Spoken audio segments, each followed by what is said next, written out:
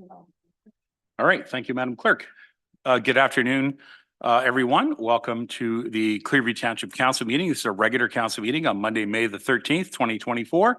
Council has already met in camera previously, and so we're continuing our meeting here now. It is just after 5:30 p.m. and council is all present. I'll start with the land acknowledgement and then we'll move to our agenda. I'd like to begin our meeting, I'd like to begin our meeting by recognizing the First Nations, Métis, and Inuit peoples of Canada as traditional stewards and caretakers of the land. We acknowledge that Clearview Township is located within the boundaries of Treaty 18, the traditional lands of the Anishinaabe, the Haudenosaunee, the Tiahuanacocha, the Wendat, and is the home of many First Nations, Métis, and Inuit peoples as part of an intricate nationhood that reaches across Turtle Island. At this time of truth and reconciliation, we welcome the opportunity to work together towards new understandings and new relationships and ask the Creator for guidance in all that we do. As always, it's my pleasure and honor to say the land acknowledgement as the Mayor of the Township of Clearview, and I do so voluntarily. All right, so Council, we do have a regular agenda, but I do want to certainly point out that this is our first official council meeting in our newly renovated council chambers. And so I want to welcome all the members of the public that are here today. I want to point out that our staff are now sitting on adjacent tables on either side of our room. And I want to also point out for the members of the public that the dais where we are sitting as your members of council is sitting right on the same level as everyone else. That we are not an elevated dais. We are sitting right here with you as we serve all the community of Clearview Township. And so that was one of the primary design features that I was very excited about, to have this room redesigned. And the second thing, of course, is that this is a accessible facility now. And so if you look, the dais and the tables and so on are all out from the walls a little bit more than they used to be. And if anyone who has ever walked up and behind here remembers what this room was like, it was quite crowded to get by. Now there's plenty of room for future members of council to be elected by this great community, and those all those persons who in our community, would be eligible. Those that were currently in a wheelchair or have disabilities of some type like that would currently not have been able to sit on council because the table was raised. Today it's down. We're right here. We're all on the same level, and I think it's a wonderful renovation. There's a couple of technology upgrades for members of the audience as well.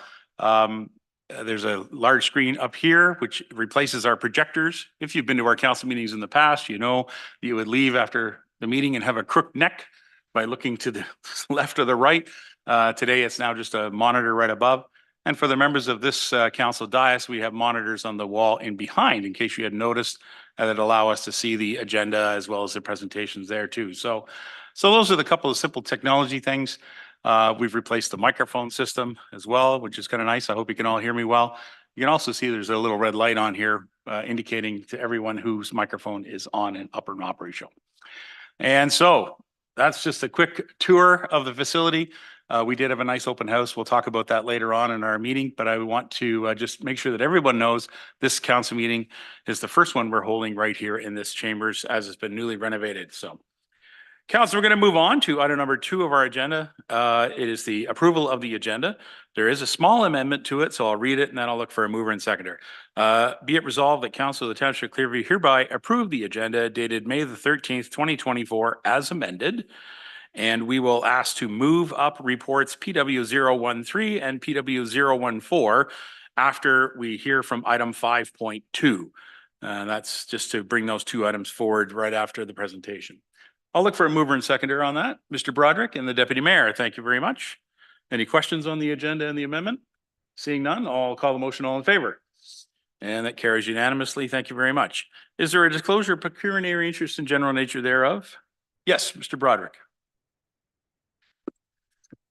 Thank you, Your Worship. Item 5.1, the Clearview Chamber of Commerce mural presentation. I will be abstaining from the vote on item 5.1. As I'm the current president of the Clearview Chamber of Commerce. And Rhonda Broderick, one of the presenters, is my wife. Welcome, Rhonda. Nice to see you here. Thank you, Mr. Councillor Broderick. All right, Council, if there's anything else that comes up during the meeting, we'll deal with it right away at that time. Council, we're going to move to public participation period. I see we have many members of the public here today, so I expect we may have some participants, which is always lovely. And at this time, though, I would ask to our deputy clerk, are there any electronic submissions that we have received? No, there are not, your worship. All right, thank you very much, Deputy Clerk. So council, and for the public, I have the script here. I'll read it. Be advised that the comments and views expressed under public participation period are not the views of the Township of Clearview Council or the administration. Public participation is limited to 15 minutes. Each person is limited to 5 minutes. And questions and comments are to be directed to the mayor, and questions shall not refer to personnel matters, litigation, or potential litigation or planning matters that have already had a public meeting or any item considered confidential. And as always, please remember to share your time with your fellow citizens. So is there anyone who would like to come forward and speak at public participation period? Hello, come forward. You're going to get to be the first person to, yeah. Hi, Sherry. Nice to see you. You're going to be the first person at public participation. I'm going to just give this instruction and I hope everybody else hears. The microphone's right there on the desk. It's currently in a red position. If you press the little button, it should go to like a blue-green color. Did it change colors? Try it again. Just press it once. It's like a push-to-talk microphone. Krista's going to come over and help show you how it works. Again, new technologies. Is it working? Oh, somebody turned it off. It wasn't just you. Now it's working. There you go. Okay, so do you see how that works? I can move this down or? I can hear you fine, but Oh, you you can can. move it if you like. Okay. But anyway, that's for all of our members too. And All right. there you go. Okay, listen, nice Yes. to see you. I know who you are, but why don't you tell everybody who you are? Okay, good day, your worship and members of council. My name is Sherry Wilkinson and I reside on Mowat Street North here in Stayner. For anybody who does not know where Mowat Street North in Stayner is, it's the very last street on the left as you're heading out of town towards Barrie. It's just before and on the same side as Lafreniere Motors. You sure can't miss all the development and construction that's been going on over the past several years. Numerous streets have been created, hundreds of lots for homes created. A few hundred homes have now been built and many families have moved in. And the new Stayner Care Center is also being built. There is lots more yet to come. Another 1,000 homes are yet to be built and lots of commercial buildings will eventually come. My reason for being here today is to hopefully ascertain a timeline as to when the urbanization of Mowat Street North will take place. And also find out when Grand Trunk Road, which is a road that will extend to Highway 26 from Junction Road and is partially built, will also be opened up. Mowat Street North has now become a serious public safety hazard. Our street, especially between Highway 26 and Junction Road, feels like Highway 400.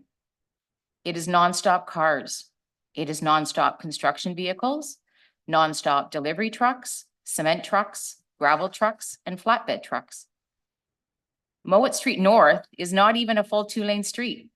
There is virtually no shoulder of the road, and there's ditches right adjacent to the non-existent shoulder of the road.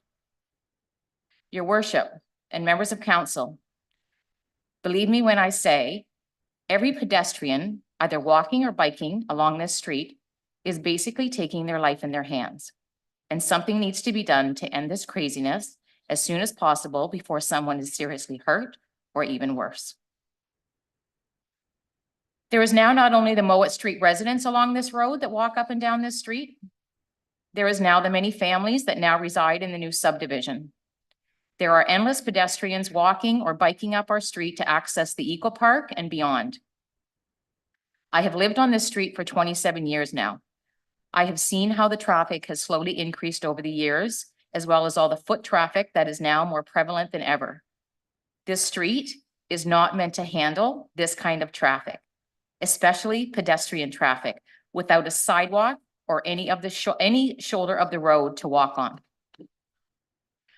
I sent you all pictures and several emails today. It was quite a challenge. I added some captions to a few of the pictures. There's also a video. I hope you all got the pictures. And I hope you all were able to look at the pictures. And if those pictures that I sent don't demonstrate the public safety issues that I am talking about here, then quite frankly, I don't know what will. You've expropriated the land to create the sidewalks and to widen the road. So when will this be done? I reached out to Dan Perot last summer regarding this. I was advised that the developer was working on approvals from the MTO and the Department of Fisheries. Mr. Perot had hoped that the urbanization of our street would have taken place last year, but advised that it was more looking like this year. It is now this year. So I reached out to him again a few weeks ago to get an update.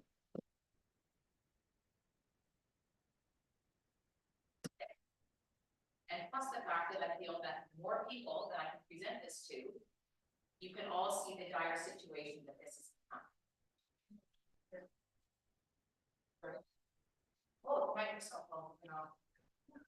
I did not touch that.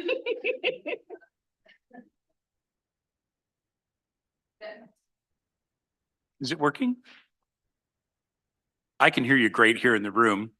So I'll tell you what, I'm just going to leave my microphone on for the purposes of the people at home, and perhaps Krista can sort that out while you can finish your comments. We have 5 firefighters that live on Holland Street North alone, and I understand there's a few more that reside in the homes across from us. These firefighters, or at least the ones that live on our street, are all full-time guys. That means that they are most often the ones around during the day that are going to respond to calls. They need to be able to get out quickly and get to the fire hall. Currently, their only way out is via Mowat Street North, and the narrowness of our street, the traffic on our street, and pedestrians on our street are all jeopardizing these guys being able to get out quickly so that they can get to the fire hall quickly and act accordingly. I just mentioned the fire hall. I was also advised by Mr. Perot almost a year ago that that relief may come from the opening of the partially built Grand Trunk Road, the road that will extend to Highway 26 from Junction Road across from the fire hall. I was advised by Mr. Perot that the developer was waiting for approval from the MTO to complete the rest of the road. This road opening is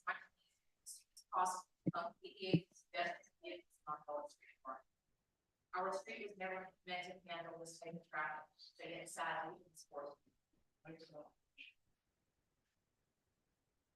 Can everybody still hear me? Yeah. Okay. I'm just carrying on. We apologize. We're still working out the system here. Lastly, and not near as important as what I just spoke about, but it's still important, is the current mess of the town that's expropriated lands. Hydro came in last year, and moved all the hydro pools back in anticipation of the road widening and the sidewalks. And then they just all left. I sent you all pics of the mess that they left. This mess remains almost an entire year later, and is an eyesore for anybody coming onto our much beautiful street. In closing, Your Worship, members of council, Mowat Street North must have the road widening done. Sidewalks must go in. Please open up Grand Trunk Road, as residents of the person homes need another way out. The firefighters must get out to the fire hall quickly. And please clean up the expropriated lands on our street. Thank you for letting me speak today. All right.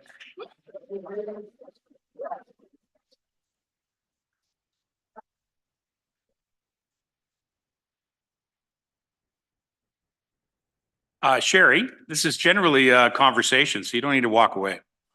Come right up here. Sure, please do. But welcome again. Listen, I appreciate exactly what you're saying, and I appreciate what the residents are saying.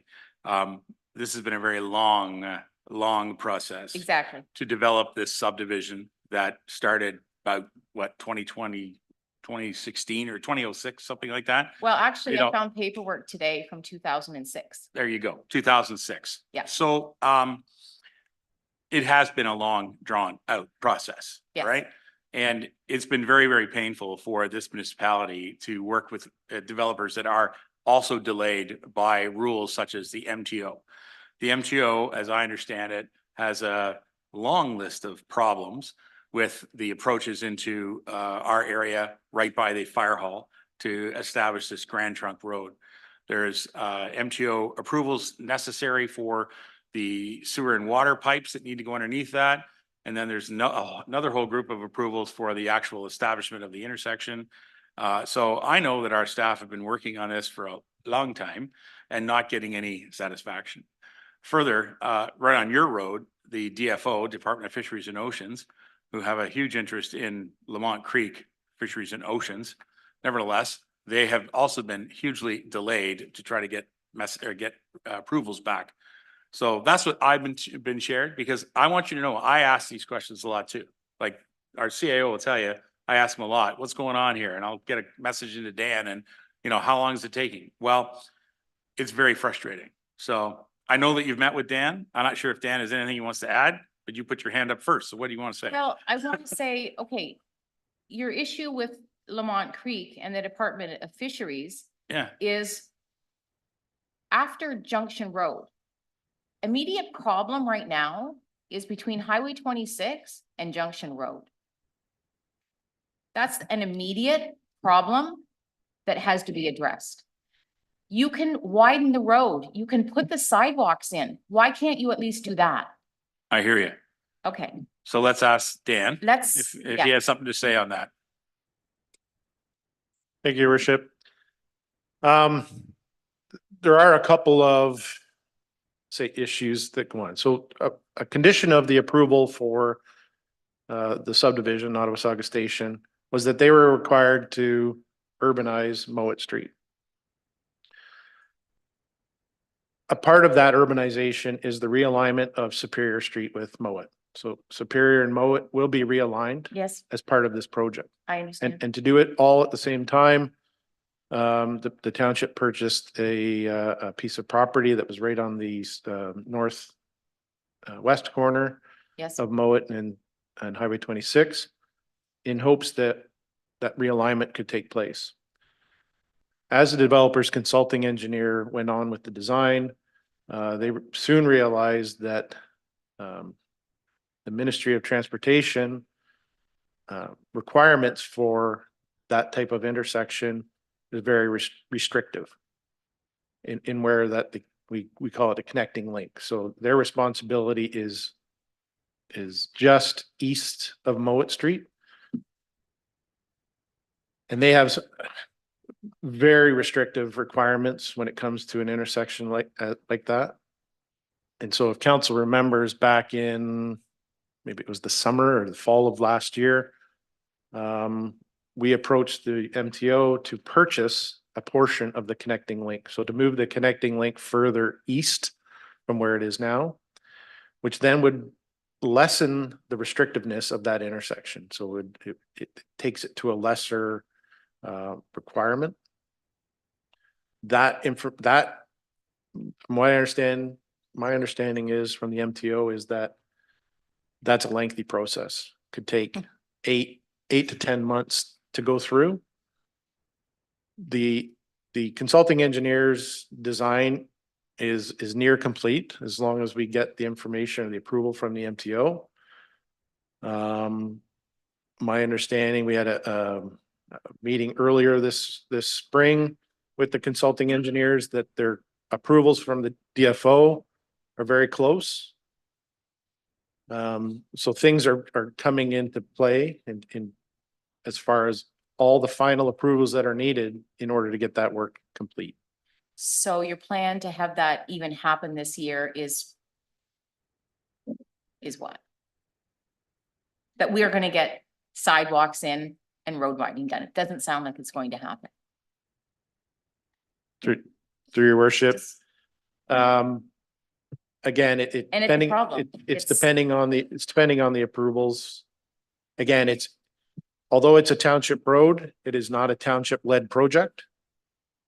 So we are working with the developer's engineer and the developer to get that work completed up to Prescott. Like all that is one project, I'll say. So you can't do partial projects. It would just not be economic. Like when we're realigning the intersection, it wouldn't make sense to construct Mowat Street and then have to realign it again. Like that whole section is one project. And if I may, your worship, Please. you are very correct. The developer's engineer and the developer are quite eager to complete Grand Trunk Road. They too are running into some obstacles with the MTO as far as permitting. They just recently became aware that they are required to obtain 2 permits, one for underground works and one for above ground works.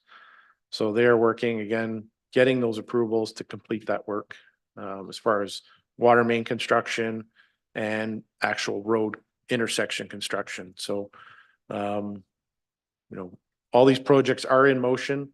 They are being stalled at permitting and allowances from the MTO, unfortunately. Very disappointing. Sherry, I understand what you're saying, and I just want you to know, it's very difficult to work with the bureaucracy of the province of Ontario right now to try to get anything move forward in an expedient way. It just doesn't happen. I don't know if you've heard me say this here at this table, but municipal government works at glacial speed. I think that they're working at atomic speed, so it's so slow, it doesn't do anything. And it's quite frustrating. And I've met with the developer to have a conversation with him about this Grand Trunk Road, because I've personally want to see this completed, thinking about our firefighters too, how they have to respond and pull out at that intersection, et cetera. And so it's just not going anywhere. The MTO or sit on it. Listen, in our community, this council passed a resolution that asked for a roundabout to be put out there at the 27-28 side road and the Highway 26. And they went ahead and built a intersection that's signalized. So, I met with Dan and our previous CAO and other members of council at the time and sat right with the Minister of Transportation and said, we want to have a roundabout. And she looked at me and said, roundabouts, I love roundabouts. And then the rest of the meeting, all of her staff are giving us all the reasons as to why it was going to be a signalized intersection instead of a roundabout. And guess what? We got a signalized intersection. So whatever. I'm sorry. I'm not trying to give you the downer. I'm just trying to tell you, we are working within the rules we have to work. So that's where we're getting so far. Thank you. If I could just add one thing to. Hi, how are you? Come up, tell me your name. My name is Rami McHale. Yes. I also reside on Mowat Street. The one question that I have is, are there or were there deadlines for these projects to be completed by the developer? And if so, and I understand the MTO delays and all that stuff. But my question is, if these deadlines were not met, are there any consequences or fines that these developers have to pay, or are they just railroading? Yeah. Us. Yeah. And I hear you. and if not, can we not get money back into the township? I don't know the specifics on that, but I would ask Dan and or the CAO to give a comment if they have a comment on that. It's a good point. Dan, you want to go first? Yep, thank you, your worship. As far as timing, not really. They did have to secure the work, meaning they had to provide us a letter of credit for the amount of work that's required. So if for some unknown reason they don't complete the work, then we could draw on that security. Right. However, knowing that they are moving the project forward and they're running into obstacles other than that they can control, we've given them a bit of leeway in that respect. But again, we do have the security for that work on Mowat Street specifically, not for Grand Trunk Road. But that, as far as timing, there's no specific date or time. Okay. Yeah. There's your answer.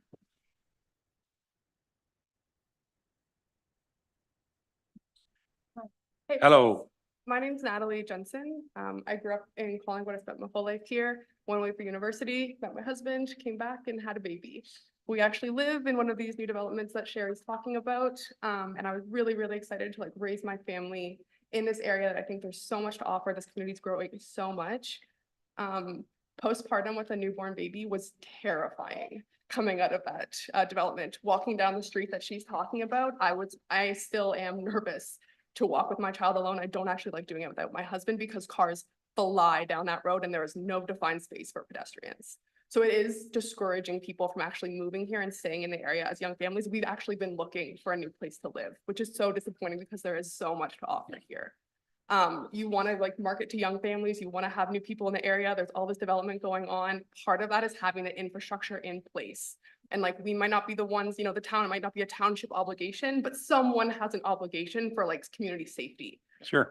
It's scary to walk down those roads. And we have company come up from out of town, from Ottawa, and they're like, they don't want to leave to walk to the park because the only way to get to the park is to nearly die down the street, depending on who's whipping down there. So just like some context for why this is really, really important. I understand bureaucracy. I work for the federal government myself. So like, I do understand there's layers of government involvement here. And we can all play pass the buck all day long and it's this person and that person, this person, that person, but ultimately someone needs to take responsibility for the fact that like young children are gonna get hurt. Vulnerable people are gonna get hurt at these intersections and it's gonna be a fatality before something gets done. I don't want my child to be disabled. So like, we need like a real plan, not who's actually responsible. Someone needs to come up and present to like the community when this is gonna be done and what we can expect, or people will leave. All right. I'm going to give you a quick plan. I would suggest Sherry, yourself, myself, will meet with our MPP, Brian Saunderson, to talk about the delays from the MTO, which would be the first step. You know, his office can make some calls if you like, and we can see where it goes from there. Like, these developers are making so much money off of this area. It can't just be for just their profit. There is some sort of payback here to the community that they're profiting from, where they need to make sure we're taken care of. Have you met with the developers at all and asked them these questions? It's not my job to navigate. I'm asking you, so I No. mean, But I don't work for Okay. the council. it'll be on my agenda just to, next time I have an opportunity to speak to them as well. Excellent. That's good All to right. hear. Thank you. You okay? And one of my neighbors just asked, can we at least get an answer on the mess of the expropriated lands on the street? Hi there. Hi, Marie. Go ahead. Yeah, I Dan, just, Dan, expropriated land comment? Thank you, worship. Yeah, certainly can ask the question from the developer to clean up that area. I wish I had pictures to send earlier of what our street used to look like No, compared to what it looks like now. Yep. It's, and again, you know, don't want to sound like everybody's passing the buck, but we'll make it gets tidied up. I know they're gonna look at the hydro or EPCOR, you know, that they created the issue, but ultimately the responsibility is, yes, it's a municipal road, but the responsibility falls to the developer to develop that road. So I'll reach out, ask them to get them to clean that up. All right. Did you have a question? Yes, I Hi, am what's your name? Marlene Hambleton. I'm Hello. also a resident of Mowat Street, as you know, and I'm just asking council or your worship if you would in good faith reduce the speed on Mowat Street. Mowat Street is a county road, and I believe you do have jurisdiction to adjust the speed. It is a matter of life and death. Yeah. I've seen gravel trucks go down there well over the speed limit. People with their children are walking to the eco park. What do? They lay on the horn. Okay, They don't slow down. They lay on the horn. right. So We're going to take that under advisement because that's a really good idea as an interim measure. But I want to give you something to think about. Every time this council has dealt with speed issues from residents, we've consistently said the right message, and that is that if you see speeding, call the OPP, because that is not an area that this council can deal with, as in speeding. If you see somebody speeding, if you're concerned about actually seeing a vehicle speeding, we can't deal with that. speeding is a. Speed limits can be set by council, but speeding is not something we can Yes. handle. It's an OPP issue. That's correct. Okay, Speeding, and it's the action of speeding is a criminal offense. absolutely. The action of lowering the speed limit on the road, I believe it's a township road, is a township It can happen here at the municipality. It's a township road. without the interference of an MTO delay. Correct? Actually, you know, Dan, if we did change don't- the speed, it might change some of the application forms that we've done with the MTO. So we might have to have that discussion. Yeah, but there is something in the Highway Traffic Act. Yes, I know, that- but the application process, you know, it gets in with all the parameters in place for them to make a decision. If you change one of the parameters, it could restart the project, which would not be a good idea. We No, want it to wouldn't, keep but it going. So we'll have that discussion. It is a life and death situation. Thank And you. you're not hearing about the death yet, but you will. I hear Because you. it is unbelievable. All right. Thank you, everyone.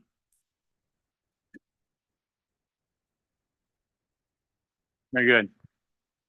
All right. I was just handed a note. I'm just gonna read this out to you too. The OPP phone number to call for speeding, so it's not an emergency, is 1-888-310-1122. So if you call that phone number, it's not a 911 call, so the car doesn't show up at your door. But at least they will have that information. You can give that information, they can hand it on. 1-888-310-1122. Thank you, Madam Clerk. She's so efficient. Oh, Counselor Janine, you better. There you go. We're still in the public participation period. I see there's still a lot of people here, so I'll ask for a second time. Is there anybody else that'd like to speak at public participation period? Mr. Huskinson, I think the microphone's still on. It is. Excellent, good.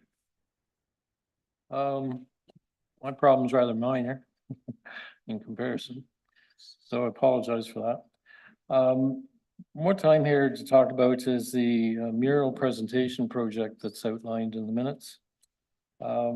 It's basically, to me, placement of the anticipated murals in a terrible spot.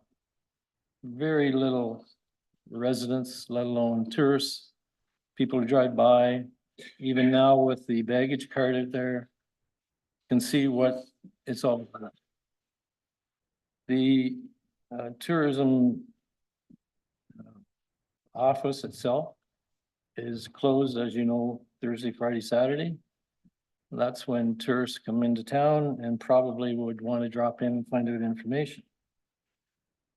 So it's a case that it's, to me, you're wasting money that can be used somewhere else in a better location. We're not, this is my email from today that you mentioned you Yes. received, but I'll tell you, there's 21 emails ahead of it. I never got a reply. Mhm. And so I don't know what your policy is on handling taxpayer requests. The other thing, we met a couple at the Kitchener Train Show. We do 7 train shows to support our bed and breakfast. We get guests from all over the world. We have people from Germany coming the next few days. They find us on the internet. They don't look at signs. They search the net for unique bed and breakfast. We have not, in 18 years of being in business, had Clearview tourism out to see what we're about. Thousands of guests, 500 5-star reviews, and nothing. We get about a 100-pound package of brochures. We don't use brochures, we use the web. They find us on the web. You're a little behind and wasting taxpayer money.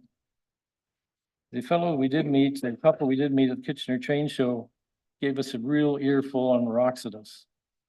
35 minutes he was in our booth telling us about what Roxodus cost friends and them personally by having it canceled, when they felt anybody could look at the websites for these entertainers and find out where they were going to be, and it wasn't in Clearview.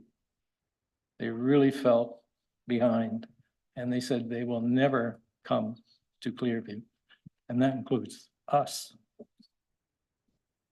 Thank you. All right, well, thank you very much for your comments. Is there anybody else who would like to speak at public participation period?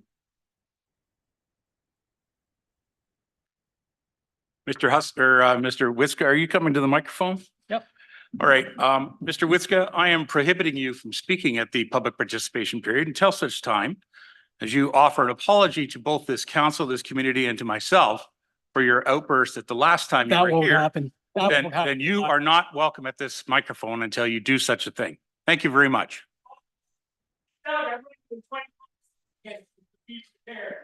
Thank you. Members of the public, if there's anybody else like to come to the microphone, you're welcome to come to public participation period. Seeing none, I will close public participation period at this time.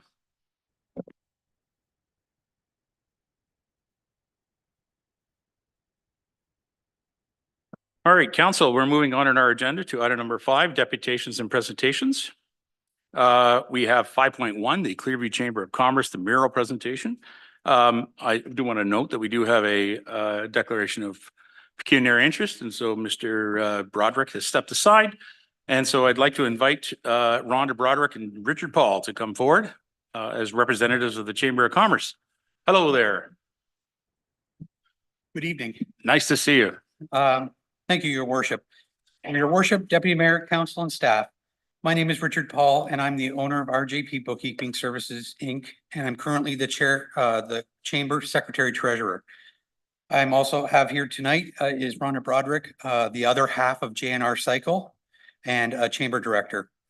The Chamber was started in 1960, actually as a Businessmen Association, and gradually over time changed to the Stainer Chamber of Commerce. In 2019, a name change occurred, going from Stainer to Clearview Chamber to better reflect our membership's location. The Clearview Chamber of Commerce advocates for its members by providing meaningful, educational, and supportive resources for businesses. It offers additional platforms for networking, marketing, and promotion, and drives a strong local economy through events. Working closely with others like-minded organizations help accomplish these goals and create a stronger economic community. We currently have approximately 75 members from the business community, and they're all over Clearview. I want to thank this council for being an active member and supporter of the Chamber through the Parks and Rec Department.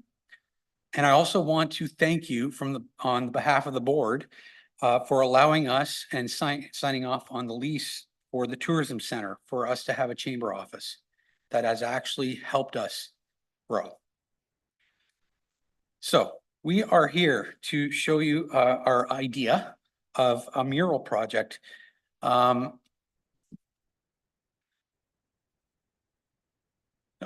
fine, actually, the introduction's perfect. The Clearview Chamber is thrilled to present this exciting initiative, revitalizing our town, the mural project, bringing color and community spirit to Clearview Township, a vibrant, eye-catching mural to be enjoyed by the community and visitors for many years to come. Next slide. The purpose of the project, enhancing the aesthetics appeal of our town while fostering our rural community spirit and pride. The goals are beautify surrounding, boosting community spirit, fostering a sense of identity and belonging, encouraging community enjoyment, photos with mural, celebrate our beautiful landmarks, reflects the roots, the heritage, and values of the community, and attracts visitors and boosts tourism and revitalize local downtown business. Next slide. So in your package, you will see our themes and concept. And there's a better one on the next slide that actually we'll just skip to the next slide, please. And I'll just finish this. So we have 4 different settings: spring, summer, fall, and winter. The spring is the Tulip Garden, which we will be helping to celebrate the Tulip Festival this week on Thursday. The Station Park Gazebo in the summer, where we have music in the park. The Clearview Rolling Hills Farms, and that looks like our corporate logo. And sparkling winter night lights in winter, which houses our Snowflakes. Go ahead. Next screen, please. So this is going to be the location of the mural. The chamber sign is going to be taken care of under the lease agreement. We were just putting a placement on it. So there's going to be 4 signs. They're going to be 3 feet tall by 6 feet long, and each one of them is going to be a season. So we'll have, like we just showed you. Next slide. So what it consists of, oh, pardon me. So actually, it's gonna be designed by Angie Kerr and the Stainer High School. The supplies are a marine grade plywood. There'll be 4 sheets, 3x6, and it's 18 mil thick. The paint will be heavy bodied acrylic paint, the rollers and brushes and paint trays, and there'll be a plexi to cover and protect our mural. The painting mural is going to be provided by the Stainer School, and Angie Kerr is going to be taking care of that as well. The scheduled date of delivery and installation will be the Clearview Township to pick it up and install. We are going to put an QR code sticker to give some information about Clearview. Next slide, please. Our next one. So sponsorship, just so everybody knows that's in the room, there is no taxpayer money going to be used for this mural. The mural was created by the school for free. The wood and the paint and the plexiglass has been sponsored by Clearview Chamber of Commerce. The rollers, brushes, and paint trays has been sponsored by the Stainer Hardware Store. The mural installation is sponsored by Clearview Township because it is their building. They have requested to install once we get approval. Next slide. Once the project is completed, the Clearview Chamber will set a date and extend an invitation to council, community, students, parents of staff, Stainer Collegiate, and sponsors to join us for the unveiling and celebration of our new mural. The advertising platform will be email marketing, social marketing, and flyer distribution. Next slide. Conclusion. The Clearview Chamber is very thrilled to embark on this new project, and we are very grateful to our artists, sponsors, and community partners who are helping to make this all possible. Thank you. Next screen. Conclusion, if there's any questions that I can answer. All right. Well, thank you very much for your presentation, team. Good to see you. Members of council, do you have any questions? Yes, Mr. Walker? Yeah, thank you, your worship. Not really a question. It's I just going through this, very unfortunate that that wall faces the street it faces and not the main street. But one thing I will say that I noticed that being on plywood and being covered with plexiglass, then there is an opportunity at some point to relocate those. Yes. If a better location or a billboard type thing can be located in a better spot for visual effect. So I certainly like the idea of being not on the wall, but individual panels, plexiglass, and then it's an opportunity to be able to relocate if an opportunity arises. Thank you. Thank you. Thank you very much, Mr. Walker. Do you have any comments on that or on how you think that this will survive with plexiglass over it? Well, the idea was hopefully if we were to put plexiglass on it, and if someone decided to put a little bit of artwork on it, we may be able to clean it up a lot easier. And it Gotcha. should last a lot longer that way. Gotcha. And hopefully with the kids' contribution, we maybe will have less artwork on top of it because it is a shared adventure and the kids at the high school are really excited about doing this. They really are. And once it's all done, they do get a credit for it once we are finished. So it is a project within the school to get marks for. That's great. Thank you for your comments and questions there, Mr. Walker. Anybody else? Mr. Van Stavern? Thank you. I just want to congratulate you on this because it is so nice to see community groups work in multi-levels with school, the kids and everything. We need more of that. And no matter what anybody else says, it's a champion type project. And I thank you for doing it. There you go. Other members of council?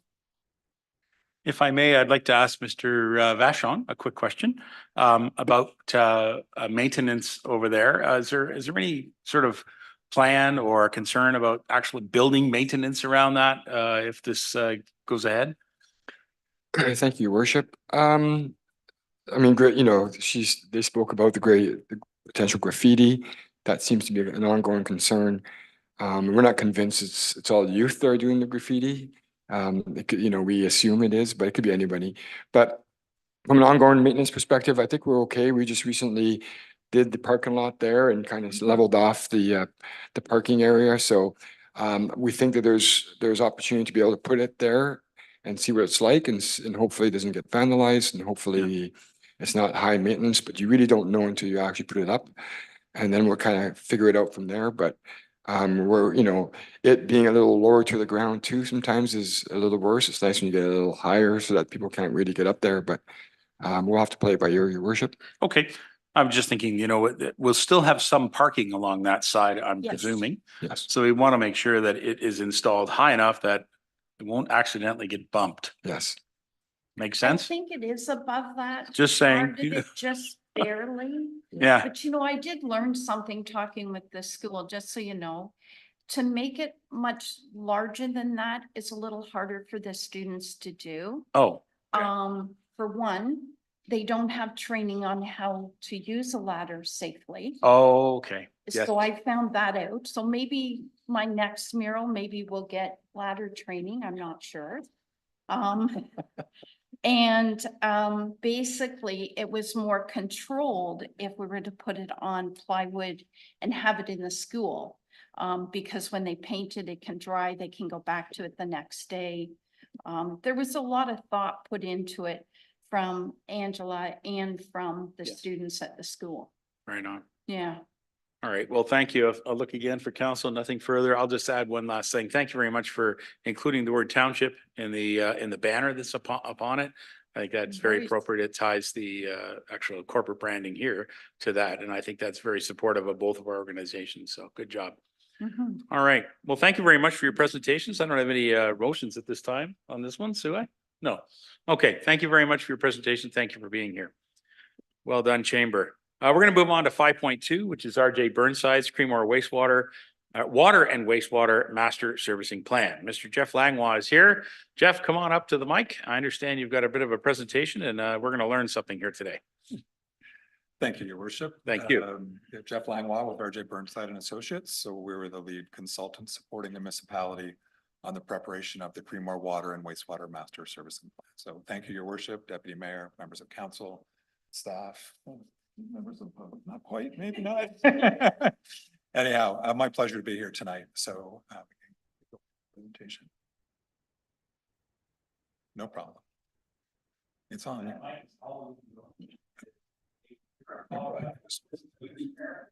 Hopefully that's, is that better? Okay. Do I do it? It's okay. Don't try to do that before Very good. Very good. All right. So we can go right ahead to the next slide, please. So the township is approaching the end of the master servicing study program. We're undertaking a water and wastewater master servicing plan for the village of Creemore. The master servicing plan looks at the solutions for long-term drinking water and wastewater servicing needs in the community of Creemore and the potential development opportunities within. Okay.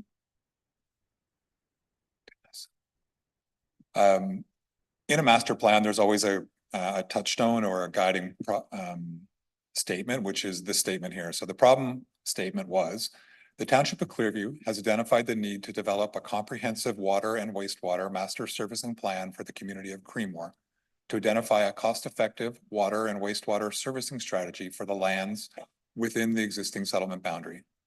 The strategy will consider the needs of both existing serviced areas and areas of future growth.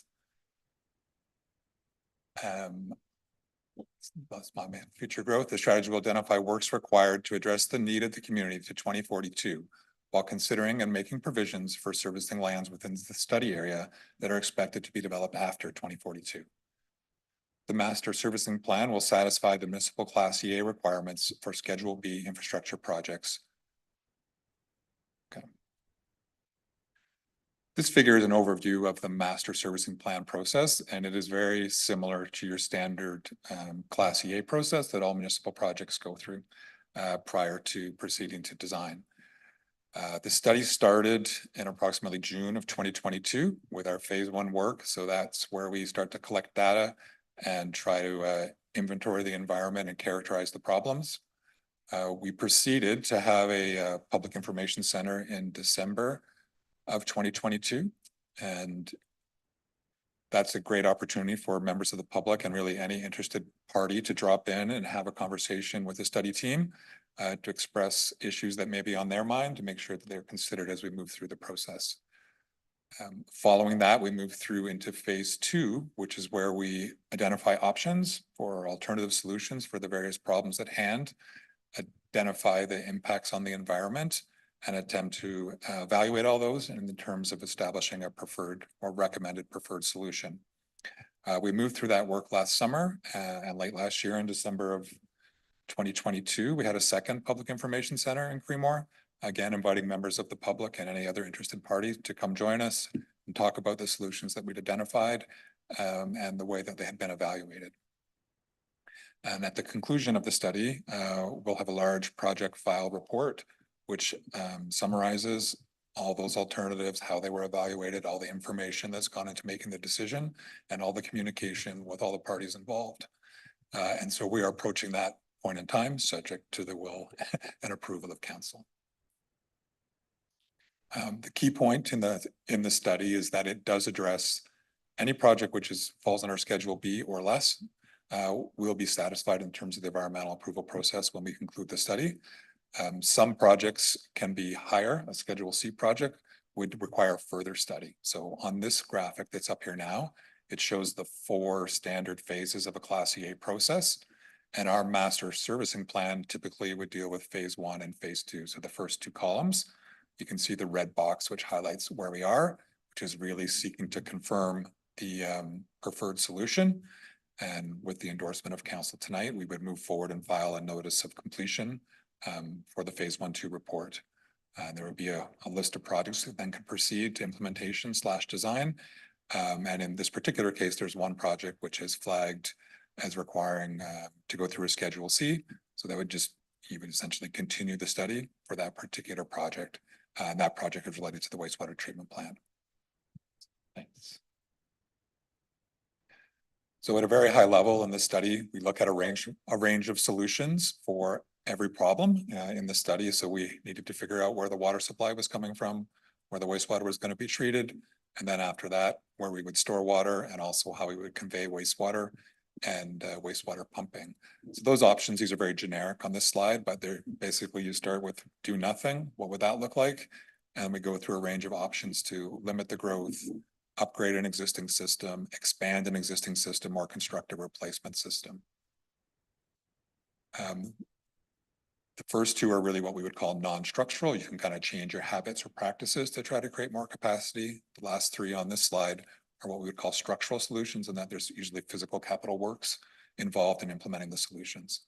Thanks. So I'm not going to go through all the options because there's a lot of them and all the details today. We're going to jump right through to the answer here to keep things moving along. So in terms of the preferred approach for the drinking water system, the recommended solution is to expand the existing groundwater-based system. So Creemore currently runs on groundwater, and it's proposed that this additional growth would be accommodated on expansion of the groundwater system. On the figure here, in the center of the figure, you can see where the first of the new wells is expected to be constructed. Just the previous figure there, it jumped ahead. Needs to back up one slide. Yeah, so there's a square in the middle, which should be a location of we're anticipating a new groundwater well to be located within that property, which is within the limits of the Creemore Commons subdivision. Preliminary investigation work has been done in preliminary development of the well. It's not all the way through, but it does point to promising in terms of proceeding through to detailed design and actual approvals for the well. At the north end of the community on Collingwood Street, you can see another couple of dots there to add the additional storage that we need. We're proposing to add more grade level storage at the same site as the existing storage facility at the north end of Collingwood Street. Thanks. Few more things on the water system as those growth areas, which are the sort of the yellow shaded areas, develop. There will be some improvements needed to the water distribution system. So the water mains, in order to convey enough water to the developments, really to support fire flows. So you can see the, I think they're coded there by size. But there is certainly some anticipated works on Edward and George Street in the bottom end, sort of the bottom right corner. Some of those mains are quite a bit undersized for the projected development that's sort of getting added onto the boundary there. Thanks. And on the wastewater side, the preferred solution is to proceed with an expansion of the existing wastewater treatment plant at the existing site. Really, the other principal option considered was a new plant at a new site. But there's real estate to work with at the existing site, and you can take advantage of the existing outfall and any existing facilities that you already have. May not be all 100% usable moving forward, but there is some value to be harvested there. So that is the plan on the wastewater treatment plant. And on the purple, you can see the new collection system and pumping station on the right-hand side. It will collect the sanitary wastewater from those areas of new development. It's a little triangle in the middle on the bottom, and it'll pump over to the existing wastewater treatment plant site. So go ahead. So at the conclusion of the report, we basically have two groups of projects. We have a bunch of projects which will have met their Class EA requirements and can proceed through to implementation design. So on the which is on the right-hand side of the slide. So the drinking water projects that we anticipate being able to proceed with, subject to funding approval and direction, but they've addressed the red tape part of being able to go ahead and proceed to design. We would expect to see a new groundwater well established in the Creemore Commons service area. Water grade upgrades, as we highlighted on the figure a moment ago, and an additional grade level water storage reservoir at the north end of Collingwood Street. On the wastewater side, we recommending proceeding with an expansion of the wastewater treatment plant. Sorry, an improvement to the existing wastewater treatment plant to its existing rated capacity of 1,400 meters cubed per day.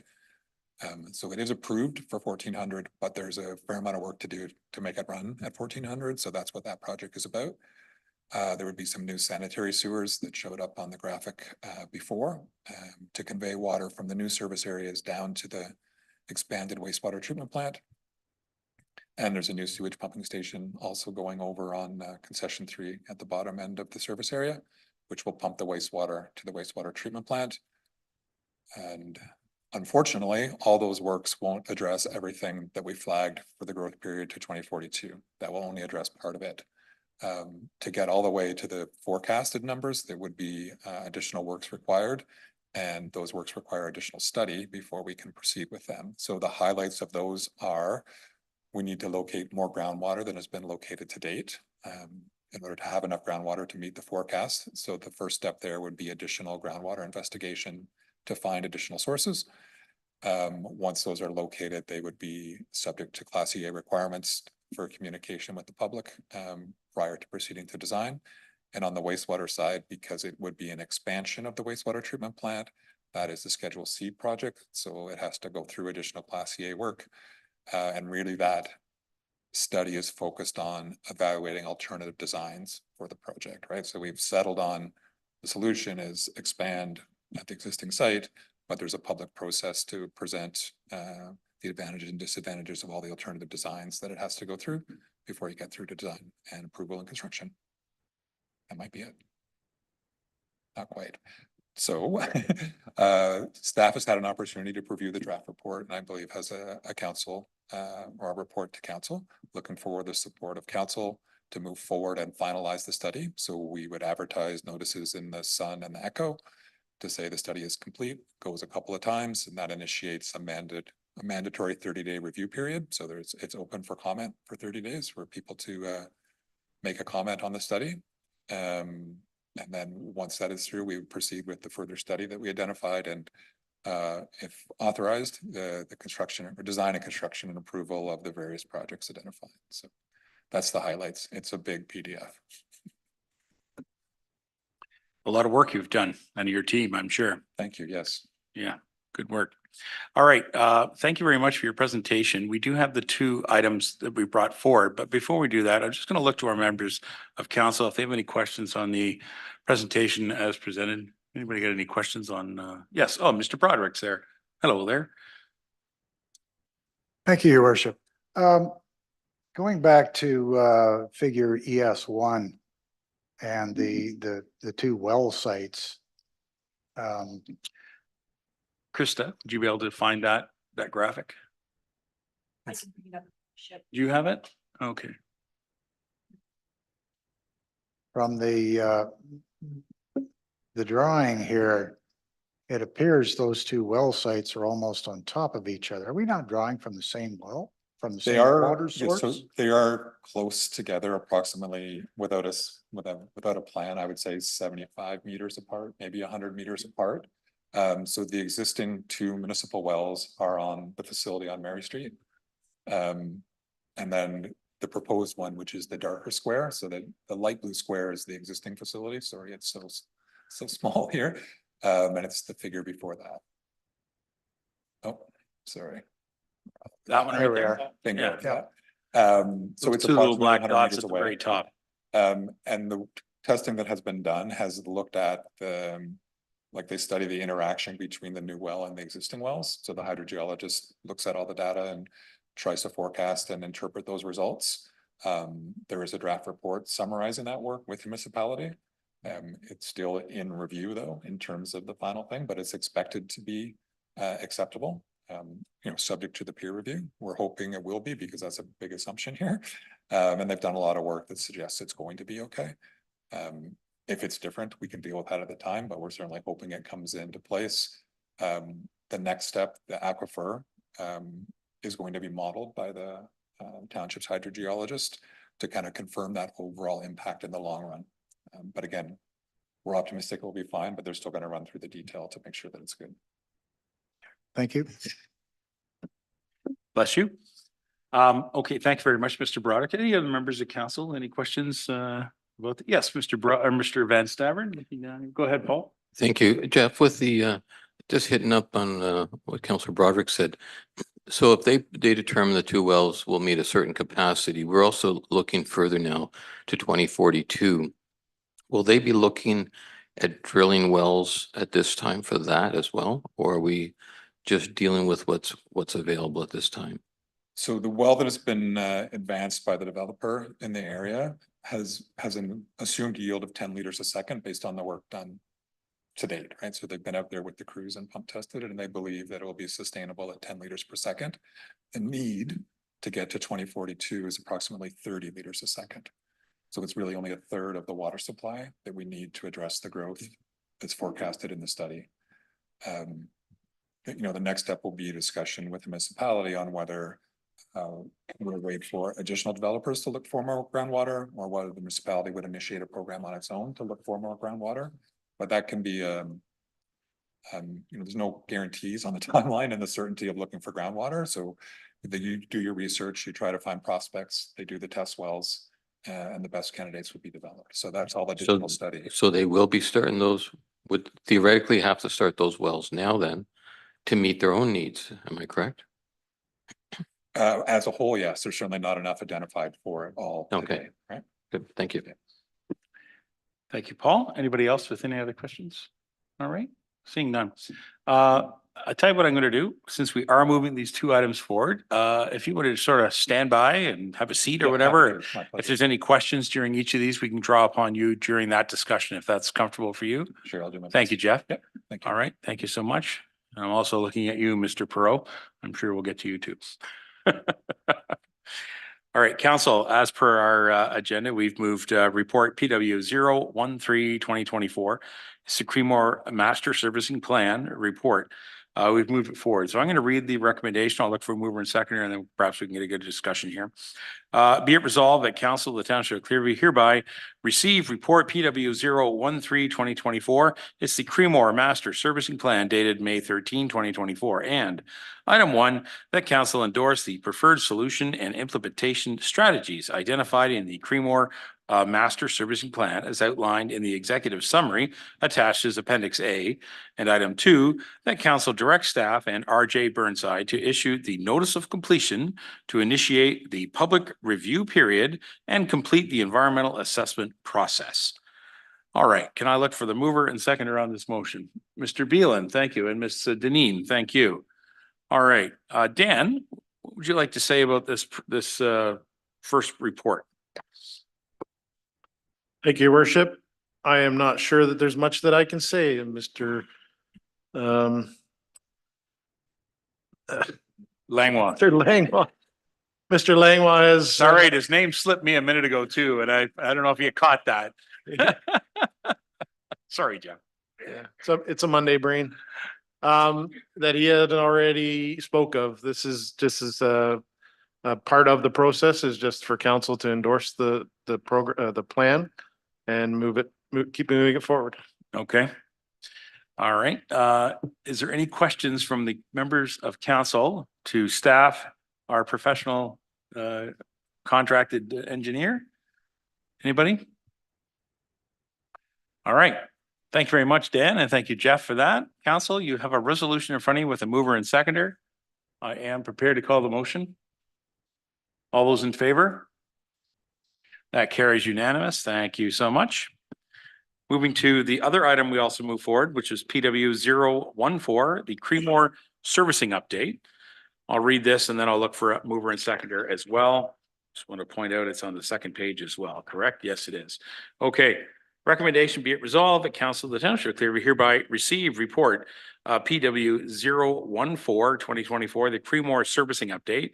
That's dated November the 13th, 2024. Item 1, that until sufficient new water capacity is located to develop all proposed units to the satisfaction of the township, Council does not support the issuance of draft plan of subdivision approval for the Creemore Commons and Zing developments, as the criteria of Planning Act Section 51-24 have not been met. And item 2, that existing residual water capacity will not be allocated outside of the village core or existing Creemore built boundary unless new information permits the township to allocate without increased risk to existing ratepayers. And item 3, that council direct staff and the township professional consultants to advise all developers with development projects within the settlement area of Creemore with the updated described in staff report of PW 014-2024. Okay, mover and seconder, please. Deputy Mayor, Mr. Broderick, thank you very much. All right, so there's a lot of items in here we got to unpack on this one. Dan, I'm going to start with you because I know you've been working on this project and maybe Jeff can help us out. I know that the CAO might be involved as well. Dan, go ahead. Thank you, Your Worship. And as what was just brought up about the well project or the well capacity that the developer has forwarded to a state where we can only realize about 10 liters per second, which is roughly about 410 units worth of water. The development community in the Creemore Commons and Zang development is slightly higher than that. And so realizing that and realizing where we are with that study and to Deputy Mayor Van Stavern's point is that we want to continue to proceed for full water capacity for all developable areas. There is also the Lamb property that they've shown interest. They don't have a formal application in just yet, but they compile part of the master servicing plan for the future development of Creemore. So knowing where we are in the planning process, we've between myself and planning director thought it important for have council to come in or council endorse a movement from staff to to limit the amount of water capacity that the developers can use, reserve the existing water capacity for existing Village of Creemore, and you know, allow for staff to properly plan, properly approve developments for this area. So again, we call it a servicing update. That's essentially where we sit. The Creemore Master Servicing Plan outlines solutions for the handling of sanitary sewer, wastewater in the wastewater treatment plant. We just don't have a good understanding or a good comfort level with water capacity for the entire development area. So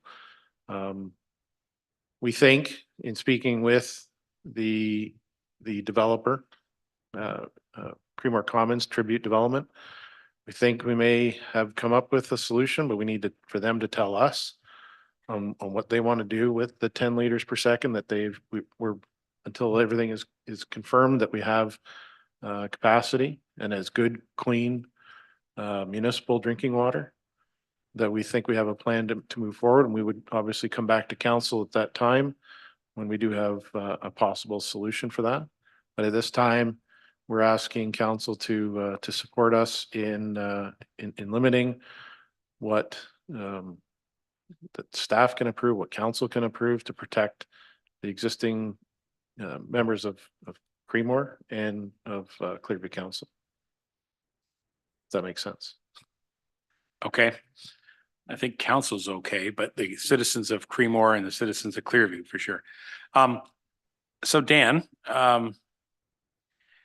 tell me about the 10 liters per second that's being produced by the initial well that's been established. I think there's still some work on that well. Is that correct? That it's going through testing right now to confirm its capacity and quality? Is that correct? Thank you, Your Worship. Yes, that's correct. Jeff touched on it briefly. That process has been undertaken. So they've done their test well. They've done some initial study. Our consultants, our peer review consultants, WSP, and the developers consultants have kind of gone back and forth, and we're going through that process. I think there are certain assumptions that are being made and being brought forward that in general, I think everybody agrees it's 10 liters per second. It can produce enough water for a certain amount of units. There's some quality back and forth on the quality of the water, but rest assured, we're going to ensure that is good, clean municipal drinking water when it comes out to. So realizing that 10 liters per second, there's only so many units that will support. Like I said, it's about 410 units, which is less. That's less than what we can approve or what they're asking us to approve. So we're needing to restrict that, and that's what this resolution will hopefully do. Okay. I've got other questions too, but I'm going to defer to some of the members of council and perhaps to yes. Okay, I'll go to Mr. MacArthur first. Go ahead. Yeah, through your worship, Dan, just wanted the 10 liters per second to 410 homes. Does that include a residual value? Or is that just the bare bones?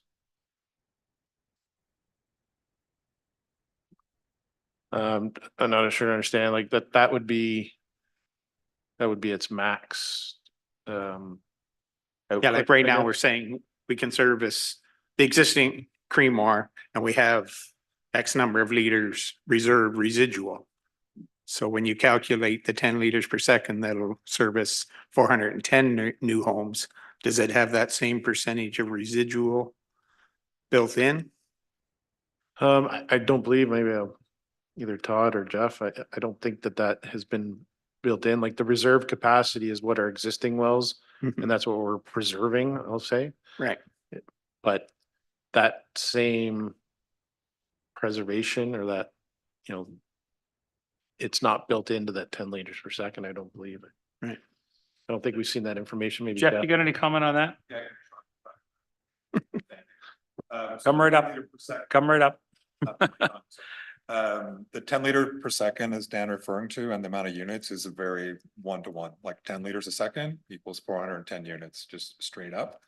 As they work through the process of finalizing the report on the well, there can be discussion about a residual or a safety factor on the well. The existing municipal wells, are rated a little higher than the 15 that we consider, just to create a little bit of insurance or buffer between the MOE allowed taking and how they're operated, so we don't violate that limit.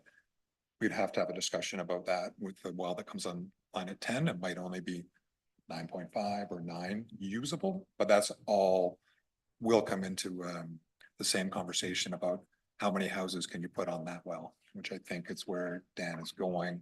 And at this point, the earlier ask were for more houses than you could do with 10 liters a second, right? So that's kind of where the conversation is right now. Does that help? Okay. Are there other members of councils with questions? Other members? Okay, I'm gonna pick up with a question then. In regards to the future, this resolution, frankly, is well thought out. It talks about the opportunity for other developers. It also talks about protecting the Creemore built boundary and the village core itself and the existing users. So, while it only mentions 2 developments, which is highlighted as the Creemore Commons and Zeng development, there are certainly other properties in and around Creemore that have development potential. And so they may or may not be in applications, because council would not know if they are or not, if they've been consulting with the staff. So looking forward, some of those other lands could be developed, but will also require water servicing depending upon the type of development they want to put in. So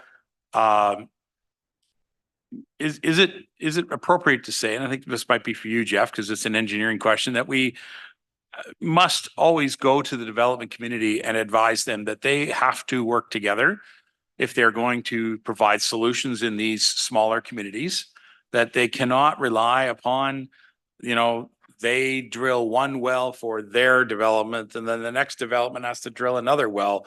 You have to consider how they work together. Is that considered in how we look at the whole geology of the whole community and how wells service it? Because we simply don't want to have 6 different wells all producing between 5 liters and 10 liters and call it even. That's not good engineering. Jeff, is that correct? Please come forward. I can certainly understand the rationale there, your worship, in terms of, and in discussion with staff, we don't want whatever the math would be, 31 liter per second wells. That's not the target. We are somewhat at the mercy of the actual aquifer in terms of how much water can come out of a single well. It's sort of like, you put one straw in the cup, how much comes out of that straw is one question. And the other question is, how many straws can you put in the aquifer and still sustain the aquifer, right? So till those studies are done, which identify the prospect wells, we won't really know how many wells it would take to get to 30. Cross our fingers and hope it's 2 more 20 liter per second wells. That's probably a good guess, but it is very much subject to the results of the well drilling. Right. If those exploration programs were not very successful and there really were not lots of candidates with decent capacity, we would need to revisit, do we actually want, a much higher number of small wells, or do we fall back to one of the other options we looked at, which included, a connection to the pipeline in New Lowell or connecting to Stainer. But until there's been more work to sort of deplete the options in terms of groundwater, it makes sense to pursue them because they're significantly more economical. Jeff, what I'm trying to get is that if you look at the entire community, and I'm just thinking just in the Creemore Valley area, the resources and the availability of water servicing and water availability in the ground, you can drill an awful lot of test wells and make a good guess at what you're getting with good engineering. But to produce a well that becomes a municipal well, it has to have a good sustainable confidence level to it. So there's extensive testing, pump testing and volume testing and so on that needs to be done to affirm that you actually have a really good source. So I'm concerned that while this report only highlights 2 developments and we are looking at one well that's on a current development, are we making sure that when we move forward, that we look at the whole area and how it serves all of the developments that are within the community? And there are lands, like we all know, literally right downtown, Creemore, that would be wonderful to see developed. But passing this resolution today would halt any project on that until such time as another water source moves ahead. So how do we work with our development community to make sure that they understand they have to do this in a cooperative, collaborative effort to provide the water services for the whole community that then get managed by our professionals here at the township? So, there's sort of two ways to go at it. One is as you're outlining and where you rely on the development community to work together and establish a solution and kind of, you know, from their own synergy, realize economies in terms of finding a source, like work together for a common source. I do believe at the onset that this current developer group was working that way. It's just the well wasn't that they Didn't found produce. wasn't as Yeah. good as they hoped it would be, right? Because it was the thought that that single well, based on the very earliest tests, would be good enough to service all of the group that was at the table today. Unfortunately, on the more detailed testing and analysis, it's not that strong. So now they're looking at another one. It is sort of depending on the municipality. And, you know, I think in a smaller municipality, the developers, you know, can be encouraged to be, you know, rely on their own resources, because the municipality itself has limited resources to go out and conduct a hydro-G program sort of on the basis that if you build it, they will come, right? So that's the trade-off. In some centers, the municipality would, you know, do that hydro-G work and explore work over time and find their own well. And to some extent, that was the example in Stainer. Like there was some work done. Yes. To find additional groundwater resources in Stainer by the municipality, but there's a limit to what the municipality can undertake. And the developers can sometimes muster the resources to do that same work. So that's two ways to go. Hopefully they'll get together and realize that they need to work together. Right. But you know, you can't really make them. You can encourage them, and they just would need to recognize that it might not move forward if they don't take care of it. So. You know, I think it's difficult when the engineering is the engineering and the water source is the water source. And multiple engineers can look at this and get a couple of different answers when the water source isn't going to change. Like the water source is the water source. So I hope that you guys can work together as engineering with different developing and engineering firms, right? Yeah, I think on the, you know, once you get the analysis in front of everybody, it's easier to, you know, get agreement and talk about the points of concern and resolve them. The unknown again is, you know, till the well is drilled and tested. Right. It's just a theory, right? So yeah, that's and not everyone will agree on the theory part of it. Once the water starts coming out, you know, you measure it and it is what it is there. So. Right. I think Dan was going to say something. Dan, go ahead. Yeah, thank you, Your Worship. And I just maybe add that if council recalls, the Alliance subdivision, which is now is owned by Tribute Creemore Commons, that was sort of its own sort of standalone subdivision in the past. That a condition of their approval at one time was to find a additional water source. It was an additional water source for the community. Unfortunately, they just pointed out it hasn't produced enough. I think the master servicing plan will allow for staff to broaden that search into those different areas. And as we progress with this production well, you know, we can go out if it's a municipal run project like Mike Ron did in Stainer, right? That we do the same thing on a broader search in the Creemore area. And there's some indication that maybe further east of Mary Street, there may be some water out that way. But you know, we'll deal with this, getting this well produce enough water for development to start, and we can expand on that in down the road. And hopefully find enough, hopefully, knock on wood, we'll find one more well that will produce enough for all of the village. All right, I'll just look again to members of council. Any other questions? Yes, Mr. MacArthur. Did anywhere in the report, so what is our existing well pump per second?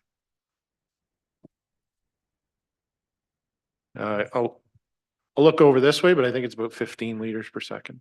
In that neighborhood, I believe, Yeah, Todd? roughly. Yes, that's what we call the firm capacity. Yeah, the firm 17? capacity of the system is 15 liters per second. Okay.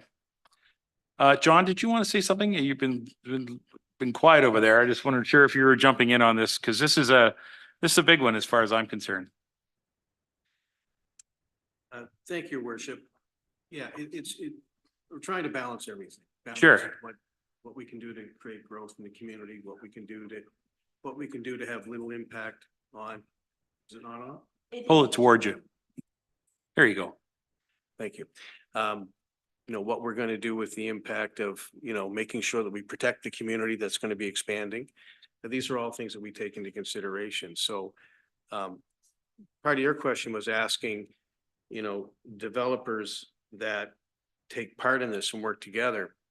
So, Tribute and what they're proposing and what Lamb are proposing, they're actually needing the servicing together, meaning to get draft plan approval for both, they need to show where the servicing's going.